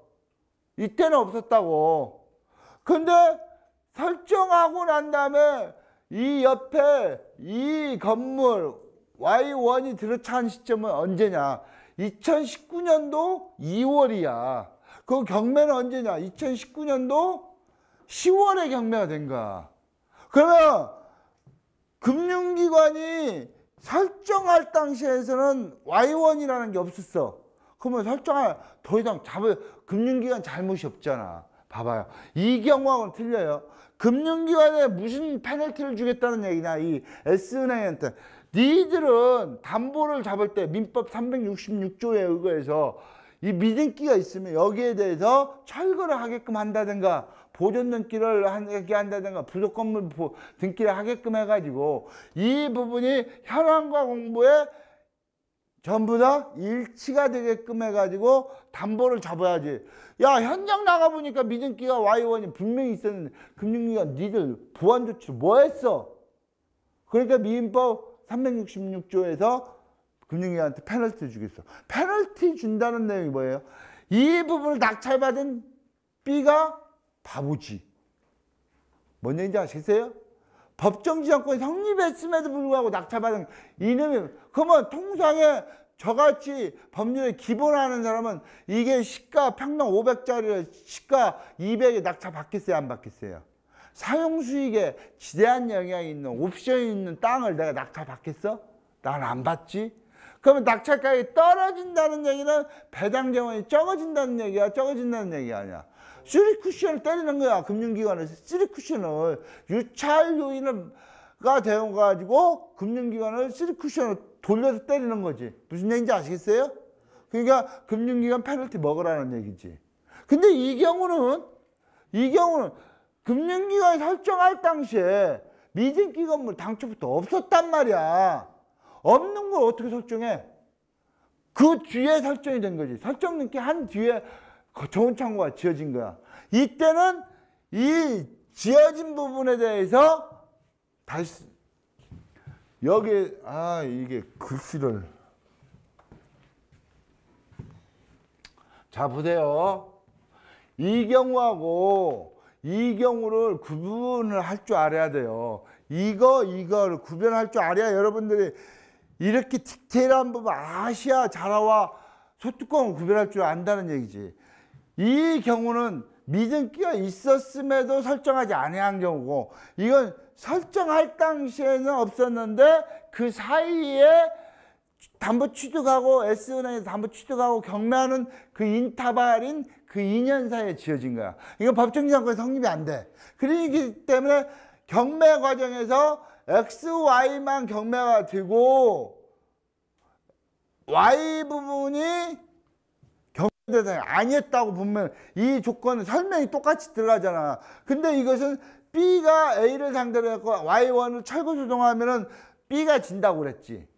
근데 여기서는 설정한 뒤에 지어진 것은 B가 낙찰받은 사람이 A를 상대로 해갖고 A는 경매 물건에서 안 됐으니까 늦게 지어졌든 설정할 당시에 있었든 어차피 경매 매각 대상에서 빠졌단 말이야. 그러면 이것은 Y1은 누구 소유로 있어요? 도대체 A 소유로 있잖아. 이때 철거 조정하면 이때는 B가 승소한다 이거야. 정리됐나요? 설정할 당시에 있었던 것은 낙찰자가 패소하고 설정하고 난 다음에 건물이 신축 건물이 부속 건물이 지어진 경우는 낙찰자가 승소한단 말이야. 그러면 이 건물은 유찰 요인이 있을까 없을까? 없어요? 천만에 만원의 콩떡이야. 가만히 생각해 보세요. 아까 쓰레기 300톤 얘기를 했죠. 자, 철거 소송에서 B가 이기는 권리는 갖고 있어. 이게 법정지상권보다 무게감은 한결 가볍긴 해. 온도가 낮기는 낮아. 근데 문제는 이 A-가 자진 철거를 안 해주면 자력구제가 된다 안 된다? 안 된다. 또 절차를 또 밟아야 돼. 그러니까 법정지상권이 성립되는 토지도 유찰요인이 되지만 철거 대상에 있는 건물이 있는 토지도 유찰요인이 되는 건 매일반이다라는 얘기지. 이해하셨어요? 이 부분 같이 있다 이거지. 그러면 이런 경우는 될까 안 될까? A가 X라는 땅을 가지고 있어. 근데 여기에 무허가 건물이 있는 거야. 이렇게 막 금방 쓰러지는 이런 건물 있잖아. 그러면 이게 무허가 미대장 건물이기 때문에 등기부등본이 있어요 없어요? 없잖아. 요걸 금융기관이 만부득이하게 X만 담보 취득할 수밖에 없지. 이거 대장 등기부가 없으니까 이때 토지만 경매가 들어갈 수밖에 없잖아. 자, 이것도 생각하세요. 종물과 부합물은 건물의 종물은 될 수 있어요. 근데 건물이 토지의 종합물은 될 수 없어. 종물이라는 개념은 기댈 데가 있을 때 종물 이론이 나오지 기댈 데가 없을 때는 종물 이론이 된다 안 된다? 쉽게 말하면 이 얘기를 하는 거예요. 지금 내가 땅에 큰 건물이 있고 짜트한 건물 기댈 데가 있어 없어? 기댈 데가 있잖아. 그게 이건 종물 이론을 갖고 들어올 논리가 성립이 되는데 아예 여기에 요 건물만 있을 때는 건물, 작은 건물, 큰 건물에 종물 이론 성립이 되지만 쉽게 말하면 오씨하고 장씨하고 결혼을 했을 때 자식들 장씨 이름 따가 성씨 따가요 오씨 성씨 따가. 자, 이건 엄마고 이건 아버지야. 그 아버지 성씨를 아니 이건 엄마고 땅은 엄마가 별 얘기를 다. 땅은 엄마 오씨고 이건 장씨야. 자식은 장씨를 따라가지 오씨를 안 따라가잖아. 아무리 이게 깐난하기를 할지언정 장씨를 따라가잖아. 예. 건물은 건물의 종물이 될 수 있지만 토지의 종물은 될 수는 없다. 토지의 종물이 될 수 있는 것은 정원수, 정원석, 나무, 돌멩이, 잡석 이런 것만 되지 구조물이 토지의 종물은 될 수가 없다는 얘기지. 그러면은 아까 미등기 건물이 있을 때는 이게 종물리로 끌고 갈 수가 없는 게 옆에 큰 건물이 아예 없잖아. 애비가 없이 자식만 있는 거야. 그럼 자식이 어디다 기대야 되는데 기댈 데가 없어. 엄마 성씨로는 못 따라가니까. 이때는 불가피하게 여기에서 갑이랑 금융기관이 종물리를 대입시킬 수가 없지. 그러면 무허가 건물의 경매 대상이 돼야 안 돼요? 안 되지. 그러면 토지는 B가 낙찰받고 건물 유효고 미등기 건물 누가 여전히 소유하고 있다? A가 소유하고 있다. 그러면 건물 철거 소송이 된다 안 된다? 낙찰자가 안 된다고 했잖아. 설정할 당시부터 이 건물이 있었는데 설정을 못 했잖아. 아까 이 경우는 설정한 이후에 건물이 들어간 경우하고 이건 법정지상권 100% 성립되는 거야. 이 건물은 무허가냐 허가 건물이냐 신고된 건물이냐 그걸 따진다 안 따진다? 안 따진다. 어? 자,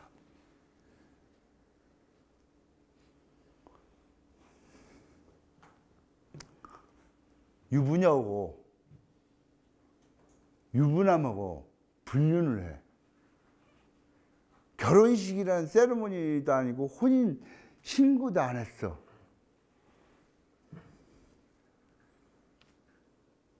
불륜을 했단 말이야.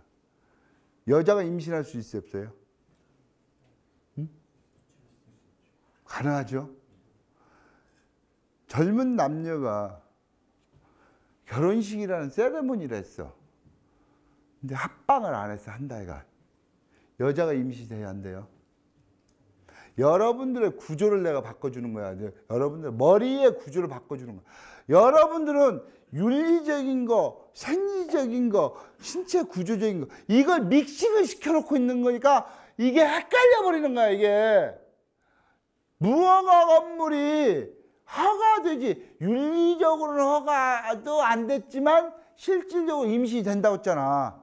그러면 윤리적으로 허용되지 않은 불륜관계에서 나온 자식은 생명이야 생명이 아니야? 호적 신고는 못한다 하더라도 중혼금지니까 분명히 내가 각시가 있는데 내가 다른 데서 애기를 보면 이 애를 가족관계 등록부에 또 못 올리잖아.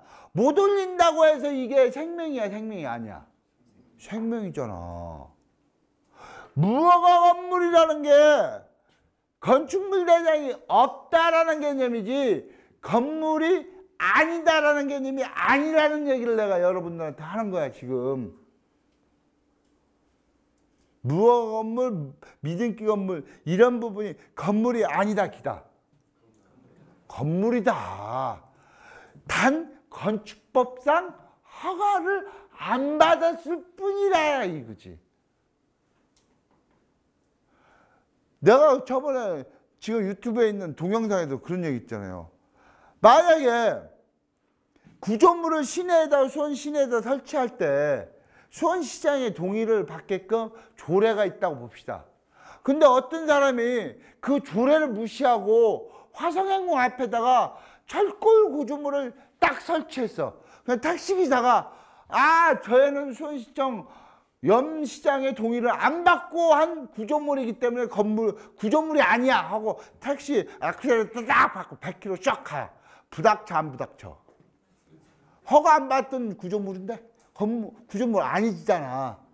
부닥쳐 뒤진단 말이야. 여러분들은 허가를 받았느냐 안 받았느냐 이 부분하고 있느냐 없느냐 존재하고 실물이 있느냐 그걸 구분을 할 줄 알아야만이 이 법정지상권이나 이런 부분이 개념이 들어오는 거지. 이거 허가적 개념으로 생각을 해버리면 안 된다는 얘기예요. 그러니까 이것도 건축법상 허가 신고만 안 돼 있지 건물은 분명히 건물이다 이거지. 그러니까 이건 법정지상권이 성립이 된다 이겁니다. 요는 뭐냐? 법정지상권이 성립되는 토지든 철거대상 건물이 있는 토지든 낙찰은 자명하다, 자명하지 않다. 응? 자명하지. 왜 자명한 줄 아세요? 토지 낙찰자가 무슨 이용에 제한을 받는다? 사용수익에 제한을 받잖아. 여러분들 내가 아까 다 복선 깔아놓은 거야. 여러분들 부동산 사고 팔려고 하는 그 목적이 뭐라고 그랬어요? 사용수익, 교환가치익, 보유가치익이라고 했잖아. 근데 이렇게 법정지상권이 성립되는 토지나 철거 대상에 있는 건물이 있는 토지는 뭐에 제한이, 심각한 제한이 있냐? 사용수익 가치이익에 심각한 제한이 오는 거야. 그렇기 때문에 낙찰을 기피할 수밖에 없지. 근데 외부감정서에서는 토지가액의 액면가액대로 평가해줘야 안 해줘요. 그러니까 여러분들은 외부감정서를 스크린 심사서를 만들 때 그 부분이 평가가 제대로 됐냐 안 됐냐, 그거보다 뭘 챙겨야 돼요? 여러분들 감정서를 딱 보면요, 감정서 보면 딱 첫 장 딱 넘기면 감정일시 금액 18억 이렇게 있잖아요. 그럼 쭉 넣어보면 토지 요양표라는 데가 나와요. 건물 요양표라는 데가 나와. 그 요양표를 보면 제시의 건물 존재 유무, 그 다음에 공부하고 차이 유무, 그게 꼭 나와요. 안 그래요? 그 부분이 그거하고 그 한 장을 더 나오면 개왕도가 나와. 건물 개왕도가 나오면서 여기다가 도면도가 나오고 이 밑에다가 법례가 나오지. 법례가 뭐야? 점선으로 한 것은, 실선으로 한 것은 평가 건물, 이것은 미증기 건물이 제시의 건물 해가지고 여기를 대개 어떻게 표시를 하냐면 개왕도를 보면은 토지가 이렇게 있다라고 하고 건물이 이렇게 있는데 여기다가 이것은 가야. 근데 이건 기역, 니은. 이 기역, 니은으로 들어갔다는 얘기는 등기부에는 없다라는 얘기거든. 제시외 미등기. 그러니까 현황에는 있고 공부에는 없다라는 표시야, 이게. 그러니까 건물 개왕도 이 법례를 찾아가면서 이게 종물로 들어갈까? 안 들어갈까? 이 판단을 해줘야 된단 말이야. 이 종물과 들어갈까 안 들어갈까? 어디하고 연결되냐면 이게 법정지상권하고 문맥이 연결되는 문제거든. 이게 그냥 뻘로 있는 게 아니라는 얘기입니다. 이게 다 의미를 내표하고 있는 거라. 근데 여러분들 이런 걸 왜 써? 외면을 하는 거야. 그냥 표지 그 다음 장에 있는 금액에다가 담보비를 곱해갖고 쪽 뽑아주는 그 작업만 하지. 이게 어떤 의미를, 양태를, 지금 불륜의 씨앗을, 폭탄을 안고 있는 건가를 여러분들은 그걸 아는 게 외부감정서의 심사 기능이 되는 거지. 에?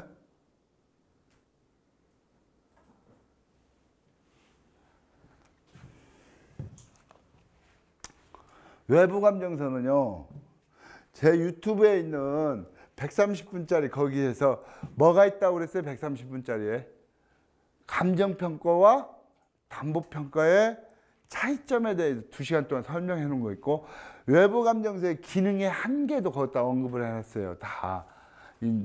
그러니까 오늘 강의는 법률적 강의라면 그것은 가격, 그러니까 인간의 심리 상태에서 부동산을 보는 가격 부분을 설명을 하고 있거든요. 그거 농담이 아니라 여러분들 돌아가셔가지고 유튜브에다가 제 이름 치고 그 130분짜리도 한번 들어보시면 해요. 그러면은 내가 여기서 토막토막 한 얘기가 무엇을 의미하는 건가 거기다 다 이 얘기를 해놨다는 얘기입니다. 예? 요 정도에 하면 어디까지 강의가 끝나냐면은 어디까지 강의 끝나요? 295페이지까지 끝나요. 그렇죠? 안 그런가요? 네. 마지막 그 이등기 과목이 있을 때요. 후보자가 열심을 해주는 조건으로 잠깐만요. 네. 지금 녹음하니까 이거 있어야 된대요. 고개 숙이세요. 다른 분들은. 네. 그 마지막 사례 그냥 하세요. 내가 리바이브를 하고 내가 설명하는 걸로 할게요. 마지막 사례에서 채무자가 멸실을 하는 조건으로 그 나대지에 등기 설정을 하고 조치 나가는데요. 멸실을 안 했습니다. 안 하고 난 상황에서 경매가 들어갔습니다. 그래서 그냥 지상권 성립이 그것도 가능합니다. 그 멸실이 안 됐다, 멸실 등기가 안 됐다는 얘기는 제가 그 질문을 보충을 할게요. 자, 이 얘기를 하는 거거든요. 이 케이스를 두 가지 놓고 봐요. A가 X를 금융기관한테 담보 제공할 때 여기가 건물이 지금 질문의 의도는 그게 아니에요. 질문의 의도는 현황상으로는 건물이 없어. 현황상으로는 건물이 없는데 멸실 등기만 아직 안 해놨어. 그 얘기인가? 실질적으로 현황상으로 건물이 있는데 이것을 철거를 하겠다는 각서를 써주고 토지만 근저당했다는 거, 그걸 명확히 하셔야 돼요. 자, 전자의 경우에는 아무런 문제가 없어요. 왜 그러냐면 현물이 이미 지구상에 없잖아.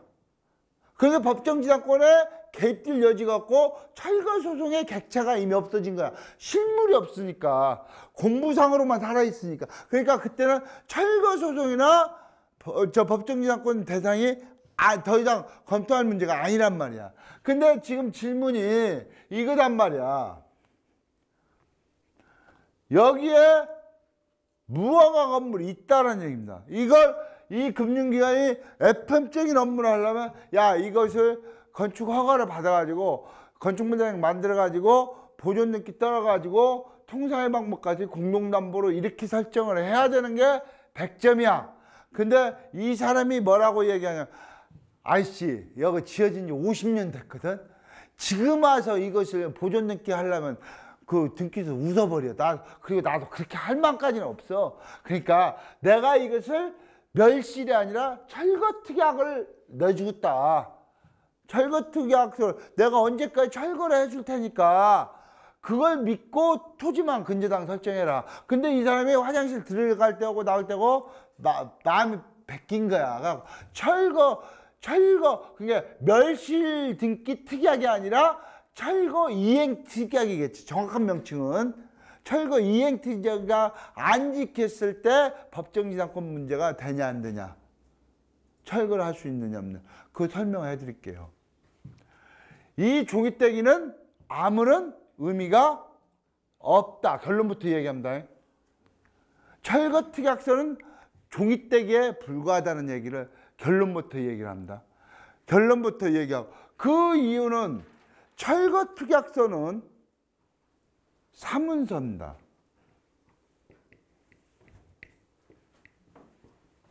왜 사문서냐? 여러분들 신용대출 500만 원 해주고 난 다음에 채무자가 연체하면은 500만 원짜리 대출거래 약정서를 가지고 채무자 소유재산에 대해서 경매 들 수 있어요, 없어요? 내가 어쩌게 그랬어요. 110m 허들 경기를 하려면은 1차 장애물, 2차 장애물을 통과해야만이 목적지에 도달한다고 했죠. 법원은 이 절차를 공문서로 만드는 절차가 필수적으로 수반이 돼야 돼요. 뭐냐?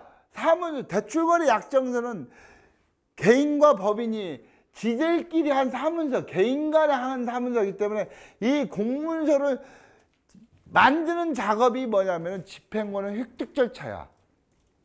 집행권을 획득을 해야 돼. 그러니까 500만 원을 A가 B한테 빌려줬는데 B가 안 갚는다. 그러면 차용금융서나 대출거래 약정서 가지고 이 A가 B 채무자 재산에 바로 못 들어가요. 감유는 가능하지. 응급조치는 가능하지만 본경매는 못 된단 말이야.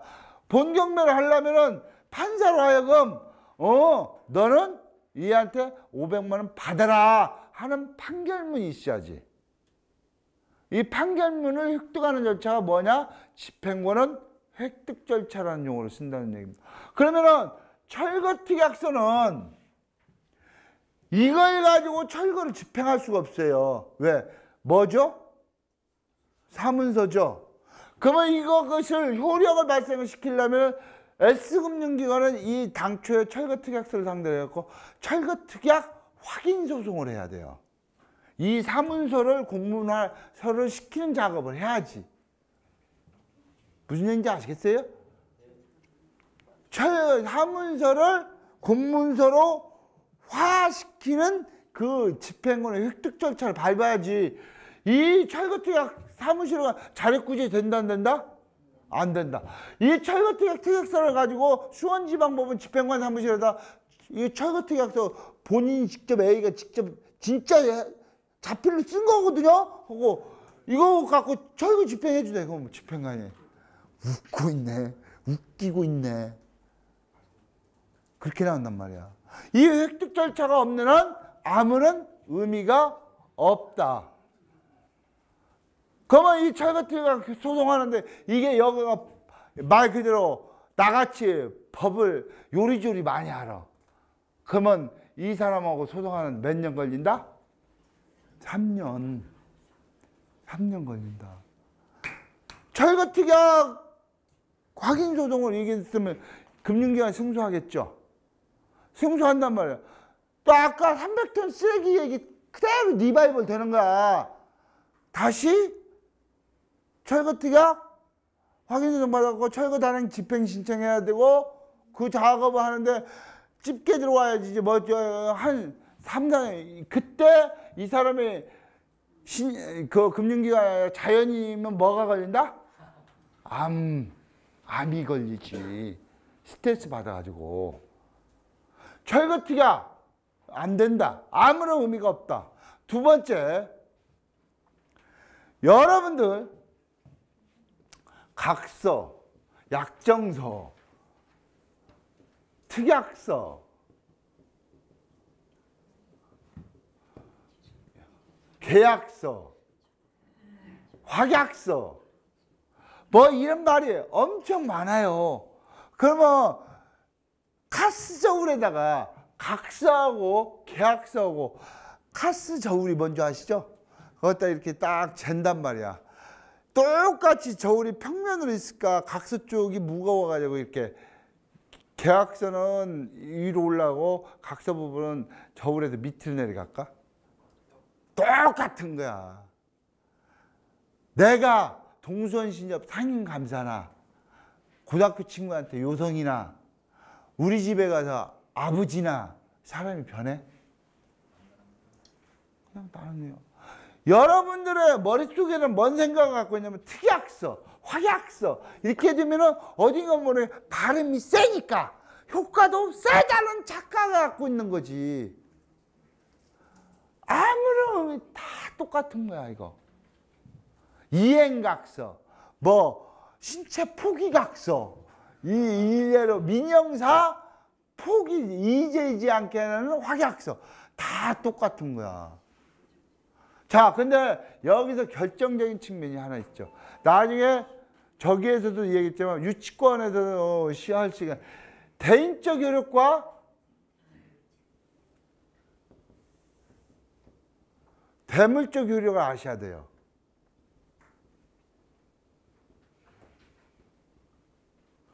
대물적 효력이란 뭐냐? 예를 들어 1억의 아파트에 대해서 A신협이 1순위 근저당 설정했잖아요.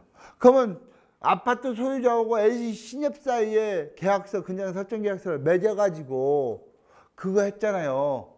그러면은 그게 등기부등본에 A신협이 A부동산에 대해서 3억 9천 설정한 게 나오잖아요. 그게 공시가 되잖아. 그러면 다른 S은행이나 W은행이나 K은행에서 볼 때 등기부등본을 보면 S신협이 먼저 1순위를 잡았다는 거 알 수 있어요, 없어요? 있잖아요. 그렇지만 실질적으로 그 계약은 S신협과 부동산 소유자 단 둘이만 계약을 했잖아요. 둘이 계약을 하고 등기에 올림으로써 이거 5천만 국민한테 전부 다 그 효력을 주장할 수 있는 게 대물적 효력 계약이에요. 대인적 효력 계약. A하고 B하고 먹다 마는 음식도 놀아먹을 정도로 아주 친해요. 이 사람이 갑은행에서 500만 원 대출 받았어요. 근데 이 사람이 안 갚아요. 그러니까 이 사람이 여기다가 이 사람이 연대보증 안 들어온 거예요. 근데 이 사람은 죽고 사는 뭐 중마고우야. 여기는 이 사람한테 돈, 야, A가 안 갚은데 니들 둘이는 40년, 50년 친구 아니냐. 니들은 혓바닥에 있는 음식물도 뺏어먹는 그런 친한 사이 아니냐. 그러니까 네가 대신 갚아라. 물론 갚아라 했을 때 그래 이해는 내 중마고우니까 내가 대신 낼게. 그거하고는 별개의 문제야. 청구했을 때 이놈의 이 사람, 야, 너 A가 네 채무지 내가 너하고 무슨 상관이야? 너 내한테 요구할 수 있어 없어? 하면 이 갑금융에 이 사람한테 요구할 수 있어요 없어요? 에? 요구할 수 있어요 없어요? 요구할 수 없어. 계약을 한 사람한테만 요구할 수 있는 거야. 계약을 한 사람한테만. 에? 혼인계약을 한 사람한테만 이혼 청구를 할 수 있지. 혼인계약도 안 했는데 이혼 청구가 가잖아? 무슨 얘기인지 아시겠어요? 그러면은 여기에서 이 철거특약서라는 게 뭐냐? 대인적 효력밖에 없는 거야. 만약에 이것을 갖다가 제3자한테 넘겨버렸을 때는 넘겨받은 사람은 이 둘 사이에 철거특약이 있는지를 알아야 몰라요. 모르니까 그 새로운 매수자한테 이 대인적 효력의 그 새로운, 야, 종전 소유자하고 철거특약서를 받았다니? 그게 신소유자, 토지 신소유자는 너는 철거를 이행해라 하면 웃기고 있네. 니들끼리 이행한 거 왜 내한테 얘기해? 그렇게 나온단 말이야. 이것은 대인적 효력이다. 결국은 철거특약서는 알른이 죽는다. 철거특약서를 이행하는 방법, 확인소송하고 철거대항력 집행신청 하느니 차라리 저녁에 갖고 도끼로 이 건물을 확 때려가지고 경기를 끌고 갖고 한 딱 부닥쳐가지고 그냥 없애버리는 게 훨씬 낫다. 답변 됐나요? 네. 강사님, 네. 저 상황에서 저게 만약에 공중보도로 들어가게 되면 뭐요? 얘기가 좀 틀려지나요? 어떤 거요? 철거 이행각서. 이게 그 앞전에 설명하셨던 그 법정지상권에서 네. 철거 이행각서를 최초에 공중보도로 진구를 한다. 전혀 의미 없다. 전혀 의미 없다. 왜 그러냐면은 여러분들은 공증, 인증, 확정일자, 여러분들 이런 부분도 지금 개념 정리가 안 돼 있는 거야. 공증은 뭐냐? 강제집행 인락 공정증서. 쉽게 말하면은 신용대출 해줄 때 강제집행 인락 공정증서 쓰는 경우가 있잖아요. 그러면 소송을 걸치지 않고 집행권을 획득하지 않은 그 번잡성을 단축시키기 위해서 신속성화하기 위해서 하는 공직이고, 인증은 뭐냐? 이러한 사실이 있음을 갖다가 확인해 주는 거야. 그러면 이게 재판, 민사소송할 때 우리가 소명이 있고 입증이 있어요. 이런 얘기하면 길어지는데 소명과 입증, 신청사건과 본안소송사건, 이 소송법 얘기를 또 좀 해줘야 되는데 그 시간 없고, 지금 질문의 의도는 나는 공직이라고 했지 분명히 인증을 얘기할 거란 말씀입니다. 인증을 했다는 그러한 사실이 있음을 재판 과정에서 어필할 수 있는 강한 추정력만 있을 뿐이지 이런 사문서하고 틀릴 게 아무것도 없다. 정리됐습니까? 네. 인증서 받았다고 해서 무게가 더 높아진다? 증거. 나중에 철거 확인 소송할 때 이 사람의 발뺌을 할 때, 야, 공직인 사무실, 변호사 사무실 인증서까지 만들었지 않나? 그러면 판사가 볼 때, 아, 저 자식이 지금 나쁜 거짓말을 하고 있구나. 이것까지 해놨는데 인증까지 해놨는데, 그게 증거에 강한 추정력만 줄 뿐이지 소송법상 소명자료에 불과하지 여기에 별도의 집행력이 부여되는 건 절대 아니다. 정리됐나요? 또 이 실행된 대출권에 대해서 지금 현재 보안물이 있는데 지금 그거는 어차피 저희가 지금 이제 등기사항이 없다 보니까 미등기로 나와 있는 상태지 않습니까? 네. 그러면 그거에 대해서는 지금 현재 지금이라도 아까 앞전에 말씀하셨던 소유권 확인서라는 걸 진구를 해두게 되면은 나중에 경매 절차를 진행을 할 때는 큰 문제가 없을까요? 그것은 제가 확답을 못해요. 왜 그러냐면 소유권 확인서라는 게 판사가 경매 판사가 그 미등기 부분이 주건물의 종물이라는 전제가 깔렸을 때 그 미등기 건물이 주건물의 소유자가 일치하는 부분 보정명령을 떨어졌을 때 효능을 발휘하는 거지. 경매 판사 자체가 야 이것은 독립건물의 종물로 도저히 볼 수가 없어. 그렇게 했을 때는 소유권 확인서를 받아도 의미가 없는 거지. 이 얘기는 뭐냐, 이걸 종무로 끼워준다는 전제하에 소유권 확인서를 나중에 경매를 넣을 때 채무자가 등을 돌릴 거 아니나, 그때는 무슨 확인서 써도 저 법원에서 보정명령을 떨어졌을 때 그걸 이행하는 방법이 없잖아요. 그것을 기표하는 시점에서 미리 2년 전부터 받아놔 가지고 딴소리를 못하게끔 거기에 활용도가 있는 거지. 이 소유권 확인서를 받았다고 해서 종물로 포함되지 않을 건물을 종물로 포함시키는 그 효과가 있는 건 아니다. 그럼 실제적으로 지금 이제 건물에 지금 토지에서 저희가 토지하고 건물을 하고 난 상태 이후에 아까 말씀드린 대로 이 사람이 악의를 가지고 거기 위에 부합물을 하나 실행된 이후에 부합물을 하나 임의로 만듭니다. 종으로 지었어요, 흉으로 지었어요? 행으로 짓겠죠. 종을 옥탑이 아니라 옆에로 지었다 이거죠? 네, 옆으로 지었을 경우에는 저희 쪽에서는 별도의 제재 조치를 할 수 있는 부분이 없지 않습니까? 그거를 관리 감독할 수 있는 부분이 따로 있을까요? 없어요.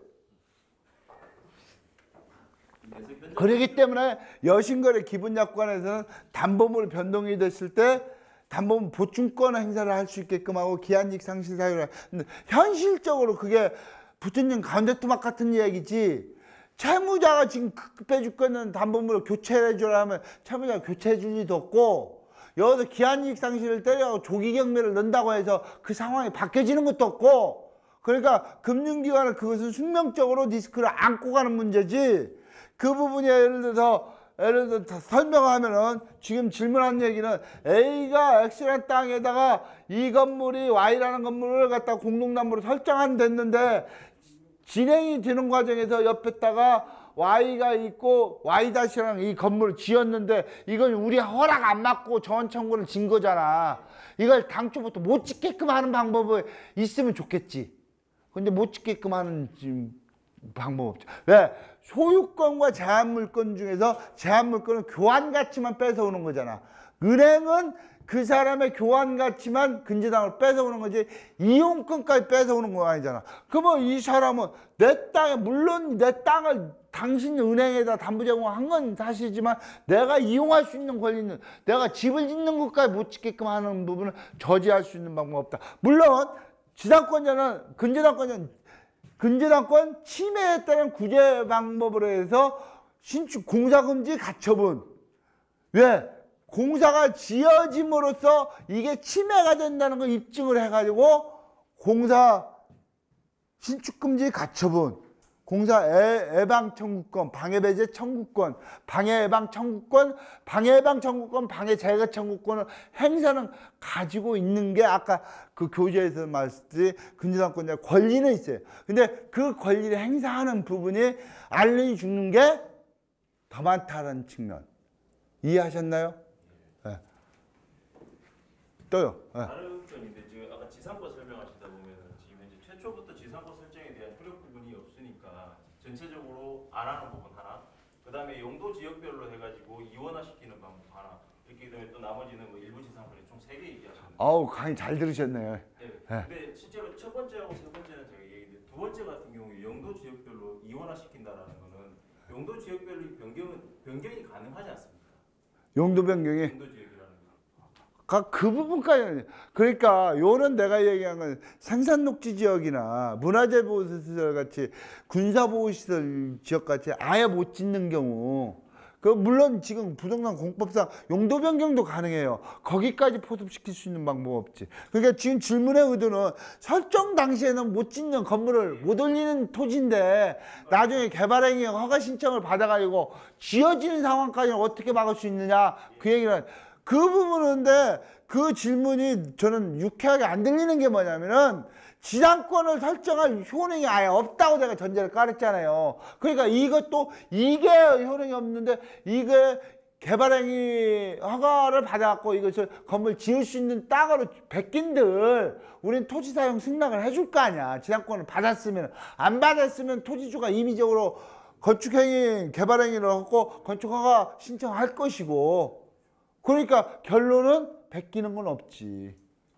이해하셨나요? 예. 네. 근데 실제로 지상권이라는 효력 자체가 지금 저희가 이제 보통 보면 민법을 할 때도 보면 관용적인 부분이 있고 뭐 관습화된 그런 부분을 얘기를 계속 하는데, 네. 지상권이라는 걸 지금까지 계속 예전부터 쑥 하다 보니까 저희뿐만 아니고 일반 채무자들도 지상권이 설정돼 있다 그러면 거기에 대한 어느 정도의 압박감은 있지 않습니까? 심리적인 압박감. 예, 맞습니다. 좋습니다. 그러다 보니까 지금 당장 아까 이제 강사님께서 말씀하시기 전에 뭐 지금 당장 없앨 건 아니지만 향후 이제 지상권이라는 부분이 점점 폐화될 수 있는 부분을 거기서는 내 의견은 분명히 할게요. 지금 당장 없애줘야 돼요. 그렇습니다. 네.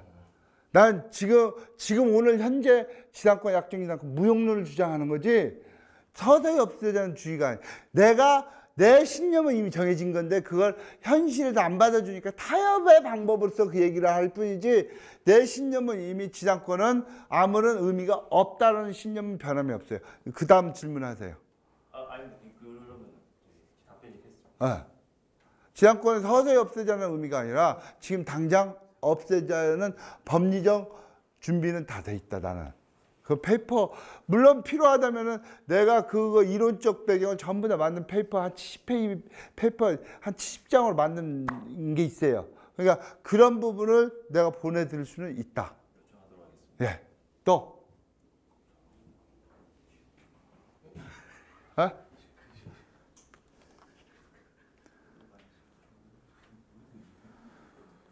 자, 그러면은 지금 어디까지 했냐면 다른 질문 없으십니까? 다른 질문 없으시면은 지금 295페이지까지 했거든요. 조금 쉬었다가 어디부터 하냐면 299페이지부터 어디까지 일사천리로 나가냐면은 저기까지 나갑니다. 589페이지까지 충분히 할 수 있습니다. 걱정하시지 않으셔도 다 소화를 시켜드릴게요. 자, 질문 없으시면 잠시 쉬겠습니다. 감사합니다.